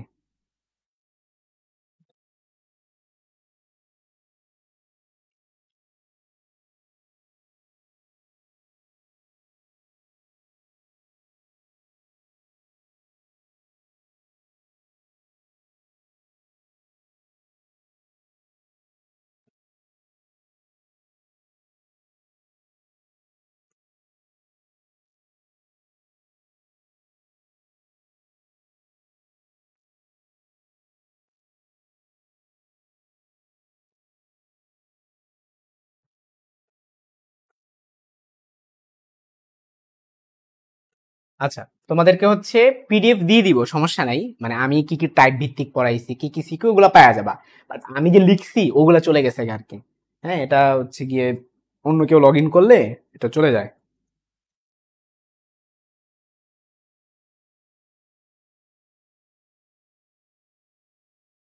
তো এখন আমি তাহলে সামনে আগাই, হ্যাঁ।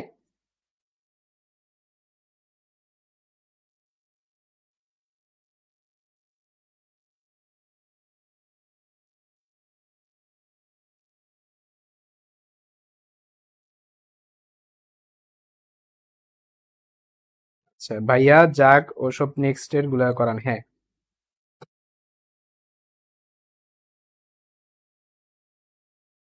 এটা একটা কাজ করা যায়, তোমরা কেউ একজন পিডিএফ দিবা, শোনো, তোমরা কেউ একজন নোট করবা, শোনো। তোমাদের হচ্ছে আজকে তোমাদের কাছ থেকে আমার হেল্প লাগবে। আজকে তোমাদের কাছ থেকে আমার হেল্প লাগবে, সেটা হচ্ছে হচ্ছে তোমরা ক্লাস নোট আপলোড দিবা। আজকে তোমাদের ক্লাস নোট দিতে হবে, আপলোড দিতে হবে। হ্যাঁ, এটা আমি রিকোয়েস্ট করতেছি তোমাদেরকে, আমি রিকোয়েস্ট করতেছি যে ক্লাস নোট আপলোড দিবা। ক্লাস নোট আপলোড দিবা, কারণ আমার সব ইয়াগুলো চলে গেছে, বাট তোমরা তো নোট করছো বা তোমরা নোট করবা, বা ভিডিওটা তো আছে তাই না, বা স্লাইড থেকে তোমরা নিতে পারবা। তো তোমরা একটু চেষ্টা করবা, কেউ একজন না, যেই তোমরা যতক্ষণ ক্লাস করতেছো তোমরা হচ্ছে গুগল তোমার ব্যাচেলর অফ বায়োলজি হচ্ছে মেইন গ্রুপটায় তোমরা আপলোড দিও, আমি একটু পড়ে দেখবো, যার নোটটা আমার বেস্ট মনে হবে আমি সেটা আপলোড দিয়ে দিব, ঠিক আছে? তোমরা একটু কষ্ট করে এই ক্লাস নোট আপলোড দিয়ে দিও। হ্যাঁ, কোথায় আপলোড দিবা? ব্যাচেলর অফ বায়োলজি মেইন গ্রুপটা আছে না, বড় গ্রুপটা আমাদের 3.5 লাখ, ওইখানে হ্যাশট্যাগ দিবা ফিজিক্স, আজকে হচ্ছে 4 নাম্বার লেকচার, ঠিক আছে? তো ফিজিক্স 04 এইটা লিখে তোমরা আপলোড দিয়ে দিবে, ঠিক আছে? প্লিজ, এটা আমি তোমাদের রিকোয়েস্ট করতেছি, কখনো রিকোয়েস্ট করি নেই, আজকে করতেছি কারণ আমার ক্লাস নোট সব চলে গেছে। তো তোমরা ফিজিক্স 04 লিখে তোমরা কি করবা, হ্যাশট্যাগ দিয়ে, হ্যাঁ, যে এতক্ষণ যে নোটগুলো করছো বা ক্লাস শেষে অনেকে নোট করবা সেগুলো আপলোড দিয়ে দিও গ্রুপে, হ্যাঁ, তাহলে খুব ভালো হবে, সবার জন্য উপকার হবে। তো আমরা এখন সামনে আগাবো, ঠিক আছে? তো প্রথমত হচ্ছে আমরা শিখছি কতটুকু, একটু চলো দেখে নিই আমরা শিখছি কতটুকু, চলো আগে সেটা দেখি। আমরা শিখছি কতটুকু, টাইপ 8, 9, 10 টর্ক শিখছি, তাই না? এটাও শিখছি, তারপর জড়তা ভ্রামক শিখছি, এটা শেষ করছি, এই যে এই সৃজনশীলটা আমরা ছিলাম। এখন আমরা এটা সলভ করবো ইনশাল্লাহ, ঠিক আছে? চলো এটা সলভ চলে যাই। ও, এটা তো আসবে না, এটা সাইন ইন ছাড়া আসবে না। আচ্ছা, ঠিক আছে। তো এখন আমরা চলো এই এসিকিউটা সলভটা শুরু করে ফেলি। এই কারিগরি ত্রুটির জন্য আন্তরিকভাবে দুঃখিত, কারণ এখানে আমার কোনো হাত নাই, কে লগ ইন করছে আমিও জানি না। তো দেখো, প্রথমত হচ্ছে রাজশাহী বোর্ড 2023 সাল, এই প্রশ্নটাতে কি বলা হয়েছে, এইখানে একটা গোলক দেখতে পাচ্ছ, হ্যাঁ? তো এই একটা বৃত্তাকার চাকতি আছে, সেই বৃত্তাকার চাকতির ঠিক এবি বরাবর ঘুরতেছে, মানে কি, যে এভাবে ঘুরতেছে। তো আবার চিত্র 2 অনুযায়ী চাকতিটির সাথে লম্বভাবে স্থাপিত এক্স ওয়াই অক্ষের সাপেক্ষে ঘুরতেছে, মানে কি, সমান্তর অক্ষ উপপাদ্য, যে ঠিক মাঝখান দিয়ে হলো এবি আর তার ঠিক একটু সাইড দিয়ে হচ্ছে এক্স ওয়াই। হ্যাঁ, এখন স্যারে হচ্ছে বলতেছে প্রথম চিত্রের চক্রগতি ব্যাসার্ধ কত, কোনো ডাটা দেয় নাই, না দিয়ে বলতেছে প্রথম চিত্রের চক্রগতি ব্যাসার্ধ কত, মানে কি, মানে হচ্ছে এইটা হলো একটা চিত্র, এইটা হলো আরেকটা চিত্র, এই চিত্রে ঠিক মাঝখান দিয়ে ঘুরতেছে, আর এই চিত্রে একটু মাঝখান দিয়ে না, একটু সাইড দিয়ে ঘুরতেছে। তো মাঝখান দিয়ে যেটা, সেটাকে আমরা আইজি বলে থাকি। তো স্যারে বলছে প্রথম চিত্রে চক্রগতি ব্যাসার্ধ বা জিনিসটা কি বুঝে দিতেছি। আমরা ফর্মুলা জানি, আই সমান সমান, এটা কি একটা গোলক কিনা, দেখো এখানে প্রশ্নে কি বলা ছিল, এটা হচ্ছে কি একটি বৃত্তাকার চাকতি, গোলক না, বৃত্তাকার চাকতি। হ্যাঁ, তো একটু আগে তোমাদের কিন্তু আমি চাকতি শিখাইছি, যে চাকতি কি ছিল, m²/2 ছিল, মনে পড়ে? চাকতি কিন্তু একটু আগে তোমাদেরকে শিখাইছি, m²/2 ছিল। তো চলো আমরা একটু সূত্রটা দেখে আসি। হ্যাঁ, সূত্রটা দেখে আসি। দেখো, এই যে গোলক, এই যে পাতলা বৃত্তাকার চাকতি ভর কেন্দ্রগামী লম্ব অক্ষের সাপেক্ষে m²/2 ছিল, এগুলো আমি দাগাই দিছি, বলছি মুখস্থ করতে। তো m²/2 হবে, ঠিক আছে? তো তোমরা যখন এটা অঙ্কটা করবা তখন কি লিখবা, i = m²/2 লিখবা, ঠিক আছে? এটা হলো ফর্মুলা। এখন আসি চক্রগতি ব্যাসার্ধ জিনিসটা কি। দেখো, তুমি যাই করো না কেন, এই সূত্র তো চেঞ্জ হয়, আর এম এর সাথে যদি আর থাকে অবশ্যই এটা চেঞ্জ হবে, কিন্তু যদি তুমি কে দাও তাহলে কিন্তু চেঞ্জ হবে না, অলওয়েজ এম কে স্কোয়ারই থাকবে। ব্যাপারটা আসলে একটু অন্যভাবে বুঝাই। ধরো এই একটা বস্তু, হ্যাঁ, এটা তো আসলে যদি এখানে আমি একটা অক্ষ টানি, এই বিন্দুটার জন্য ওর ব্যাসার্ধটা হবে r1, এই বিন্দু, এখানে কি আর কোনো কণা নাই, আছে, এটা হবে r2, এখানে একটা কণা r3, তো বিভিন্ন কণা আছে। এতগুলো ব্যাসার্ধ নিয়ে কি আমরা ম্যাথ করতে পারবো না। আমরা মনে মনে যে কোনো একটা ব্যাসার্ধ ধরে নিব, কে, একটা ব্যাসার্ধ কে ধরে নিব। তো কে হলো এমন একটা ব্যাসার্ধ যে ব্যাসার্ধের ফলে কি জড়তা ভ্রামকটা সেম থাকে, যে r1 r2 r3 সবগুলো নিয়ে যখন আমরা করতাম, মানে হচ্ছে i = অ্যাকচুয়াল সূত্র হচ্ছে সামেশন অফ mr²। হ্যাঁ, এটা মিনিংটা কি, যত আর থাকবো যত এম থাকবো সব কটা নিয়ে যদি আমরা অঙ্ক করি, সেটা হচ্ছে আমাদের অরিজিনাল জড়তা ভ্রামক। তো এইটা আর এইটা একই কথা, জাস্ট প্রকাশটা ভিন্ন। ওইখানে আর দিয়ে প্রকাশ করছি, এখানে কে দিয়ে প্রকাশ করছি। যখন তুমি কে দিয়ে প্রকাশ করবা তখন অলওয়েজ সূত্র সেম থাকবো, সেটা নিরেট হোক, সেটা ফাঁপা হোক, সেটা গোলক হোক, যা ইচ্ছা হোক, অলওয়েজ i = mk² হবে, ঠিক আছে? সো i = mk², তার মানে i = mk²। তো স্যারে এইটাই বের করতে বলছে, এই চক্রগতির ব্যাসার্ধটাই, এই কে এর মানটাই নির্ণয় করতে বলছে, ঠিক আছে? তাহলে দুই পাশ থেকে টা কেটে দাও, উভয়কে রুট করে দাও, তখন উত্তর হবে r/√2। দেখো, এটা কোনো কথা, এটা কোনো সিকিউ হইলো? কি পিচ্ছি একটা সিকিউ দিছে স্যারে। আচ্ছা, আমরা এখন পরবর্তী প্রশ্নে চলে যাচ্ছি। দেখো ঘতে কি বলছে, যে কোন অক্ষের সাপেক্ষে ঘুরানো সহজ হবে। স্যার কোশ্চেন করছে যে কোন অক্ষের সাপেক্ষে ঘুরানোটা সহজ হবে। তো চলো আমরা একটু দেখি কোন অক্ষের সাপেক্ষে ঘুরালে সহজ হয়। প্রথম কথা হচ্ছে, যদি মাঝখান দিয়ে আমরা ঘুরাই তখন কত হয়, ig = mr²/2 হয়। কিন্তু যদি আমরা একটু সাইড দিয়ে ঘুরাই তখন কি হবে, এটা তো আইজি, এটা হচ্ছে আই, তো সমান্তরাল অক্ষ তখন লিখবা যে সমান্তরাল অক্ষ পদ্ধতি ব্যবহার করে পাই I equal to IG plus M H square. IG এর মান তো আবার আমরা জানি M R square by two, M R square by two plus M H square plus ছোটতে বড়তে ম্যাটার করে না, একটা দিলেই হবে। তাহলে একটা খেয়াল করো, তোমার M R square by two এর সাথে অ্যাড হচ্ছে, তো কোনো কিছু যদি অ্যাড হয় সে মানটা কি বড় হয়ে যায়। হ্যাঁ, তার মানে আমরা এটা বলতে পারি আই গ্রেটার দেন আইজি, ঠিক আছে। সো আমরা বলতে পারি এই মানটা কি হবে, এই মানটা চাইতে বড়। সো দ্বিতীয় চিত্রের মানটা প্রথম চিত্রের চাইতে বড় হয়। এখন চক্রবর্তী ব্যাসার্ধ মানে জড়তা ভ্রামক যদি বেশি হয়ে যায় তো তোমাকে বেশি পরিমাণে ঘুরাইতে হবে, সো তোমাকে বেশি বল প্রয়োগ করতে হবে। সো এটা কিন্তু তোমার জন্য কিন্তু বেশি একটা লাভজনক হবে না, তোমার জন্য লাভজনক হবে এইটা ঠিক মাঝখান দিয়ে ঘুরানো। কেন, এখানে জড়তা ভ্রামকটা কম, ঠিক আছে। সো উত্তর হবে প্রথমটার জন্য। আচ্ছা, সো এইটা কি সিকিউ দিল আমি বুঝলাম না, মানে খুবই ছোট, এই সিকিউটা খুবই ছোট ছিল। এটা কোথায় আসছে, রাজশাহী বোর্ড 2023 সালে আসছে। তোমরা বুঝতে পারছো কিনা একটু তাড়াতাড়ি বলো, আমরা আস্তে আস্তে অন্য সিকিউর দিকে চলে যাব।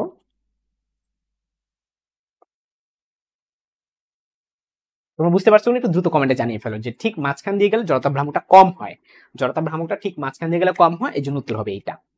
এখন আমরা পরবর্তীটাতে যদি চলে যাই, পরবর্তী সিকিউতে যদি চলে যাই, দেখো এই যে এটা আমি শিখাইছি অলরেডি। হ্যাঁ, যে এই হচ্ছে আমার বস্তুটা, তোমরা একবারে ডান পাশে দেখতে পাচ্ছ, আশা করি একবারে যে বস্তুটা দেখতে পাচ্ছ, একটু ডানে আমি ঘুরাই দিই। ওকে, সমবেগে এখানে খেয়াল করে দেখো, চিত্রের সরু ও সুষম দণ্ডের দৈর্ঘ্য এবি সারে দিয়ে দিছে, এবির মানটা হচ্ছে 1 মিটার, ভরটা সারে দিয়ে দিছে হচ্ছে 2 কেজি। দণ্ডটি তার দৈর্ঘ্যের সাথে লম্বভাবে গমনকারী পি কিউ অক্ষের সাপেক্ষে সুষম কৌণিক বেগ ঘূর্ণায়মান, বুঝাই দিছে, এগুলো কোনো রিজন নাই, এগুলো ফাও কথাবার্তা, চিত্রটাই মেন। স্যারে বলছে উদ্দীপকের দণ্ডটির জড়তা ভ্রামক কত। তো চলো আমরা নির্ণয় করে ফেলি জড়তা ভ্রামক। জড়তা ভ্রামকের জন্য আমরা বেসিক ফর্মুলা কিন্তু শিখছি, যে যদি ঠিক মাঝখান দিয়ে যায়, যদি ঠিক মাঝখান দিয়ে যায়, আমরা ফর্মুলা শিখছিলাম যে আই সমান সমান, মনে করো একবার প্রথম পেজে ছিল আই সমান সমান 1/12 এম এল স্কোয়ার, এটা ছিল ফর্মুলা।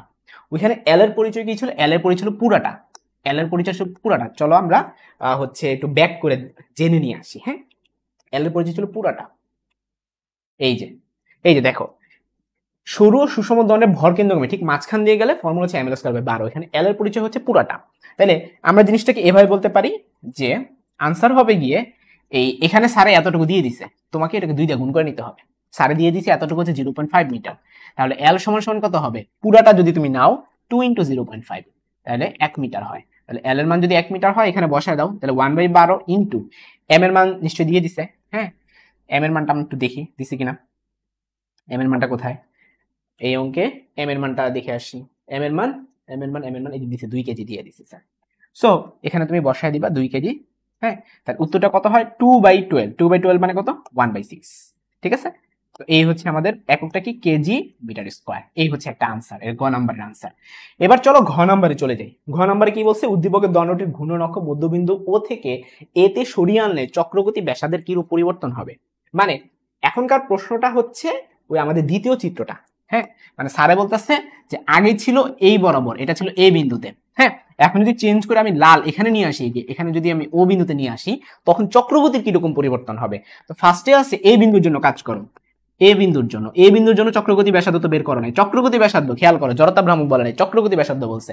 সো এ বিন্দুর জন্য আমাদের ফর্মুলা কি ছিল, I is equal to 1/12 M L square. এটা কিসের সমান, এটাই হবে এম কে স্কোয়ার, তাই না, এটাই তো হবে এম কে স্কোয়ার। ছোট হাতের বড় হাতের কিন্তু ম্যাটার করে না, এটা যে কোনো একটা দিয়ে দিবা। তো স্যারে কে বের করতে বলছে, তাহলে এম এম কেটে দাও, তাহলে কে সমান সমান কত দাঁড়াচ্ছে, L/√12। এবার আসো ও বিন্দুর জন্য, ও বিন্দুর জন্য, তো ও বিন্দুর জন্য মানে কি একবার সাইডে আমি পড়াইছি। হ্যাঁ, যে 1/3 এম এল স্কোয়ার, খেয়াল করে দেখো এই যে পড়াইছিলাম 1/3 এম এল স্কোয়ার, এই যে 1/3 এম এল স্কোয়ার, একবার সাইড দিয়ে হলে 1/3 এম এল স্কোয়ার হয়। তাহলে তুমি একবার সাইডেরটার জন্য বের করে ফেলো, I equal to 1/3 M L square. আমি আগেও বলছি আবারও বলি, এম কে স্কোয়ারই থাকবে, অলওয়েজ এম কে স্কোয়ারই থাকবে। তাহলে উভয় পাশ থেকে যদি এম এম কেটে দাও, তাহলে কে সমান সমান কত দাঁড়ায়, L/√3।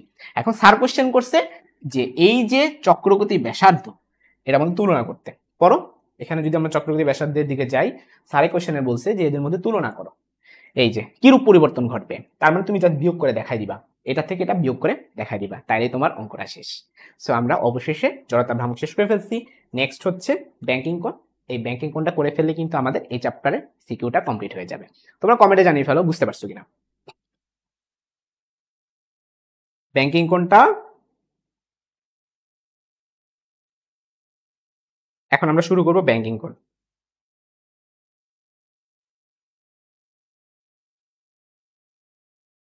একটু তাড়াতাড়ি কমেন্টে জানিয়ে ফেলো পুরোপুরি বুঝতে পারছো কিনা।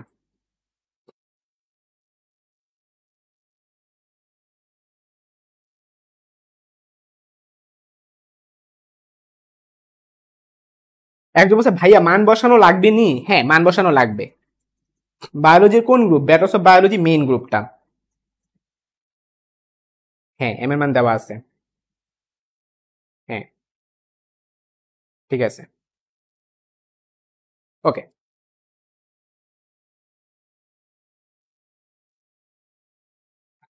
ঠিক আছে, এখন হচ্ছে আমাদের ব্যাংকিং কোণ। তো ব্যাংকিং কোণ হচ্ছে আমাদের সর্বশেষ টাইপ, এবং এখান থেকে প্রচুর সিকিউ আসে ভাই। প্রশ্ন ফাঁস করে দিলাম, যাও প্রশ্ন ফাঁস, এখান থেকে সিকিউ আসবেই, এটা হিউজ ইম্পর্টেন্ট। ব্যাংকিং কোণ এবং সহজ, হিউজ ইম্পর্টেন্ট এন্ড সহজ। ধরো এটা একটা রাস্তা, এটা বাঁক নিচ্ছে, হ্যাঁ। তো একটা হচ্ছে মোটরসাইকেল আরোহী যখন সে আগাবে, সে কি বাইকটাকে সোজা রেখে আগাবে? না, সে যদি সোজা রেখে আগায় তার দুর্ঘটনা ঘটবে, তো সে ছিটকে পড়ে যাবে। তাকে কি করতে হবে? বাইকটাকে বাঁকায় নিতে হবে। তো তার মানে এটা যদি উল্লম্ব হয়, এটা যদি আনুভূমিক হয়, তাকে কি করতে হবে? উল্লম্বের সাথে এভাবে একটু বাঁকায় নিতে হবে। আমি বাইক আঁকতে পারি না, মানুষ আঁকতে পারি না, এর জন্য হচ্ছে ওগুলো আঁকলাম না, নায়িকা আমি জাস্ট বুঝাই দিচ্ছি। এটা উল্লম্বের সাথে ধরা যাক থিটা অ্যাঙ্গেল ক্রিয়েট করে, ধরা যাক থিটা অ্যাঙ্গেল ক্রিয়েট করলো। তো এখন আমরা কি কাজ করব? এখন এই যে অ্যাঙ্গেলটা ক্রিয়েট করলো, যে থিটাটা, এটা ফর্মুলা হচ্ছে ট্যান থিটা সমান সমান, ট্যান থিটা সমান সমান ফর্মুলা কি বলতো? ভি স্কয়ার বাই আর জি। আমি এখন তোমাদের পরিচয়গুলো দিব, এগুলোর পরিচয়গুলো কি। এখানে ভি মানে হচ্ছে যত বেগে নিরাপদে বাঁক নিতে পারবে, যত বেগে কি নিরাপদে বাঁক নিবে, যত বেগে নিরাপদে বাঁক নিবে, সেটাই হচ্ছে আমাদের ভি। আর মানে কি? আর মানে হচ্ছে বাঁকের ব্যাসার্ধ। আর মানে কি? বাঁকের ব্যাসার্ধ। আর মানে কি? বাঁকের ব্যাসার্ধ। ঠিক আছে, তো স্যারে তোমাকে ফর্মুলা হচ্ছে ডাটাগুলো দিয়ে দিবে, তোমার কাছে বসায় দেওয়া। ঠিক আছে, এখন এত সব প্রশ্ন পরীক্ষা আসে না, পরীক্ষা আসে গিয়ে রেলগাড়ির গুলা, পরীক্ষা আসে গিয়ে তোমার রেলগাড়ির গুলা। ঠিক আছে, তো চলো আমরা রেলগাড়ির গুলা একটু শিখে আসি। রেলগাড়ির গুলা কিরকম ছিল। ধরো এটা তোমার ভূমি, রেলগাড়িতে হয় কি, এটা ধরো একটা পাত, এটা আরেকটা পাত একটু উঁচু থাকে। তুমি যখন একটু ভালো মতো জুম করে দেখবা, নিচে এইভাবে তাকায়, তখন দেখবে একটা পাতে আরেকটা পাতে একটু উঁচা থাকে। তো এটা ধরো একটা পাত, এটা আরেকটা পাত, তো এটা একটু উঁচু থাকে। এখন কতটুকু উঁচু থাকে চলো আমরা একটু দেখি। এই যে এতটুকু পরিমাণ উঁচু থাকে। ঠিক আছে, সো রেল লাইনে এখানে তো সব কঙ্কর টঙ্কর এসব থাকে। সো রেল লাইনটা কিভাবে চলে, রেলগাড়িটা কিভাবে চলে? এই যে এই বরাবর চলে, এটার উপর দিয়ে চলে, এটার উপর দিয়ে চলে। তোমার মনে হবে ভাই হাই হাই রেলগাড়ি কিভাবে বাঁকে? না, এই অ্যাঙ্গেলটা এত ছোট, এত ছোট, দেখে মনে হয় অনেক বাঁকছে, কারণ আমি অ্যাঙ্গেলটা অনেক বড় দিয়ে দিছি। ছোট দিলে তোমরা আবার দেখতে পারবা না। এই অ্যাঙ্গেলটা খুব ছোট হয়, 3 ডিগ্রি 4 ডিগ্রি, 3 ডিগ্রি 4 ডিগ্রি আসলে আমরা ধরতে পারি না এত বড় রেলগাড়ির জন্য। বুঝানোর জন্য আমি একটু অ্যাঙ্গেল বড় করে রাখছি যাতে বুঝাইতে সুবিধা হয়। তো এই হচ্ছে আমাদের রেলগাড়ি। ঠিক আছে, তো এই রেলগাড়ি যখন চলবে তখন পাবদয়ের মধ্যে দূরত্ব কোনটা? পাবদয়ের মধ্যে দূরত্ব কি এইটা নাকি এইটা? উত্তর হচ্ছে এই যে এইটা, এইটা পাবদয়ের মধ্যে দূরত্ব। কেন? কারণ ভাই এগুলো তো সব মাটি, এগুলো তো মাটি কঙ্কর, এগুলা এগুলা এগুলা। ঠিক আছে, তো পাবদয়ের মধ্যে দূরত্ব কিন্তু এই অংশটুকু। আমি যদি এবিসিডি নাম দিয়ে দিই আরো সুন্দর হয়। এটা ধরো এ বিন্দু, এটা ধরো বি বিন্দু, এটা ধরো সি বিন্দু।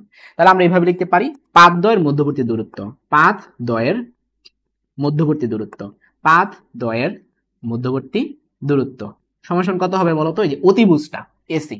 ঠিক আছে, এবার আমরা আসি উচ্চতা। দেখো এইটার উচ্চতা আর এটার উচ্চতার পার্থক্য কোনটা? এবি না? হ্যাঁ, পাদদ্বয়ের উচ্চতার পার্থক্য, পাদদ্বয়ের উচ্চতার পার্থক্য, পাদদ্বয়ের উচ্চতার পার্থক্য। এটা কত দেখো তো, এইটার এটা পার্থক্যটা কতটুকু? শুধুমাত্র এবি না? এবি।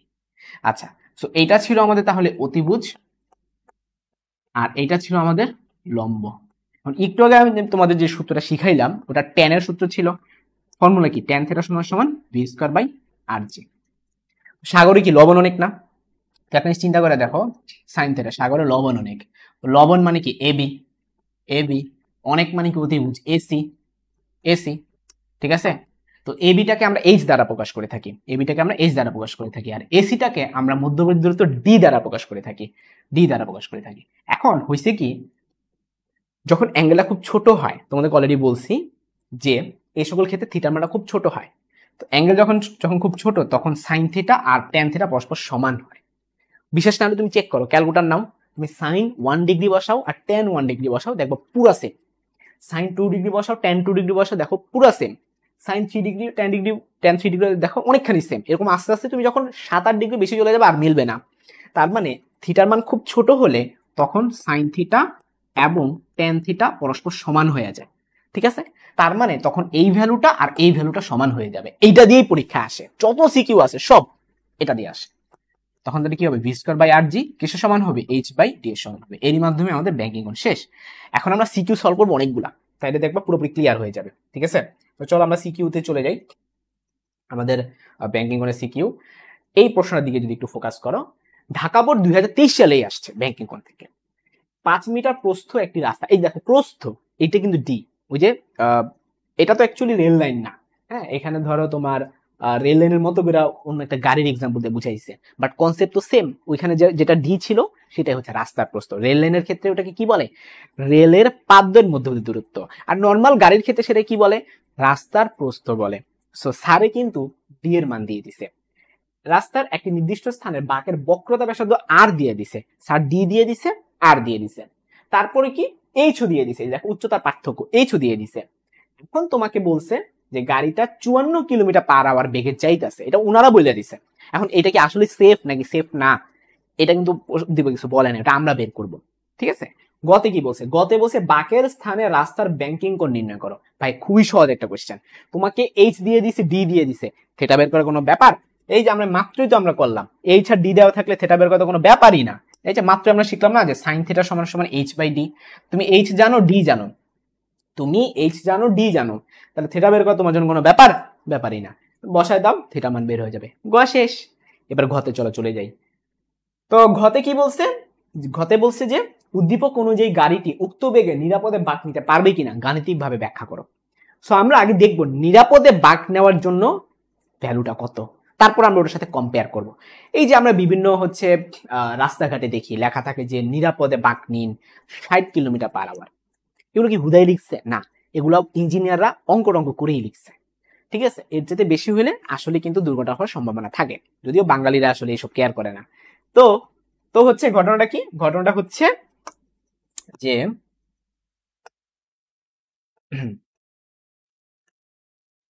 ঘটনাটা কি খেয়াল করে দেখো, ঘটনা হচ্ছে এই বেগটা কি সেফ কিনা আমরা চেক করব, রিয়েলিটি চেক করব।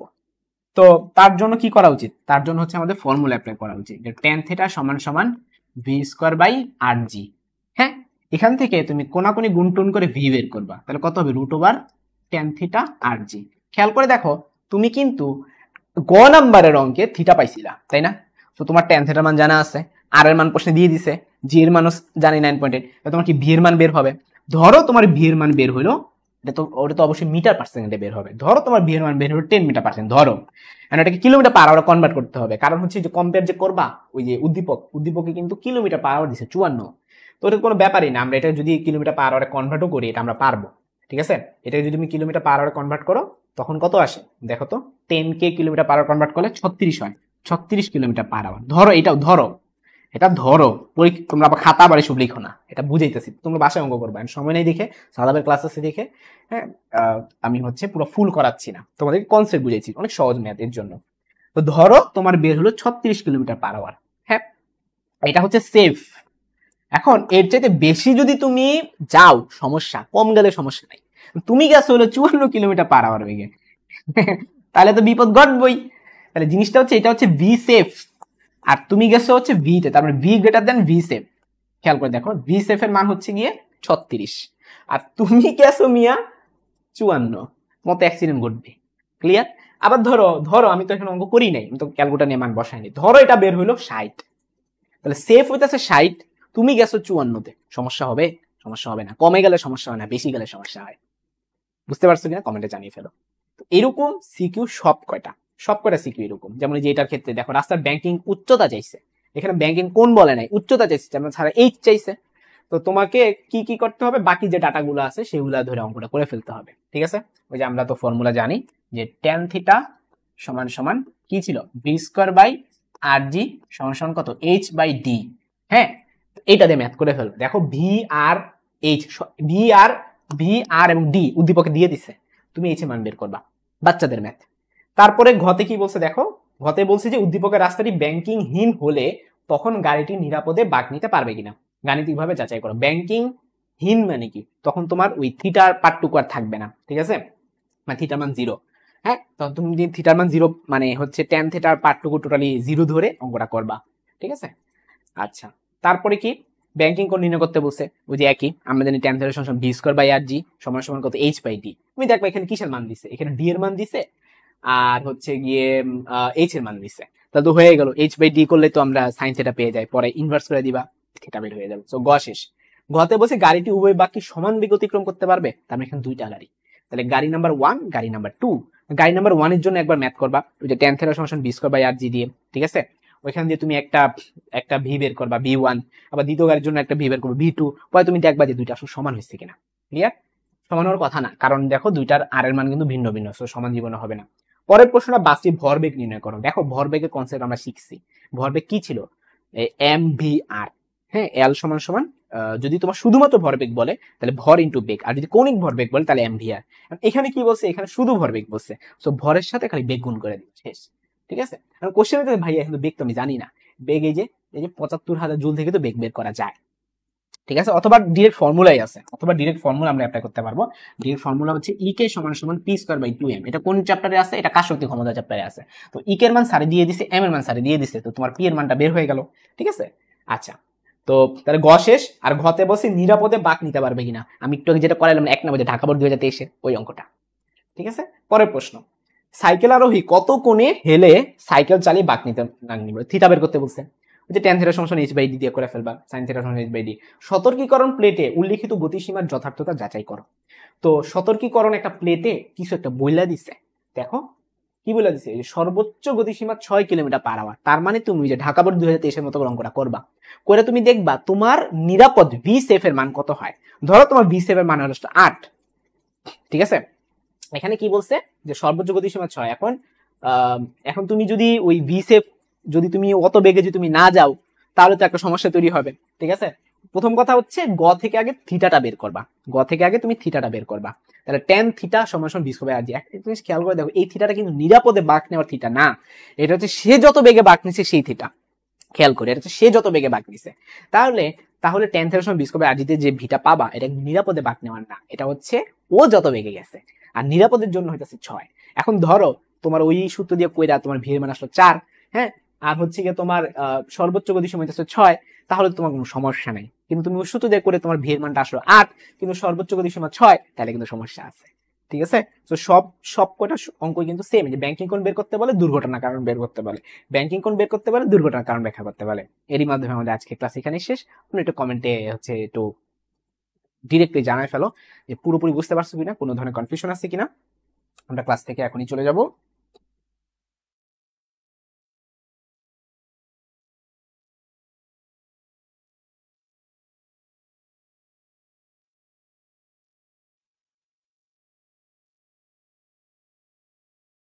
হ্যাঁ, তোমাদের রেস্ট লাগবে আমি বুঝতে পারছি, তোমরা একটু রেস্ট নাও। তাহলে সাদাবের ক্লাস এখন হবে, যারা হচ্ছে বুঝতে পারছো তাহলে আলহামদুলিল্লাহ, আর যারা বুঝো নাই তোমরা সাদাবের ক্লাস শেষে ভিডিওটা টেনে টেনে আরেকবার দেখে নিও, 1.5x স্পিড আবার দেখে নিও। সো আজকের মতো এতটুকুই, আল্লাহ হাফেজ।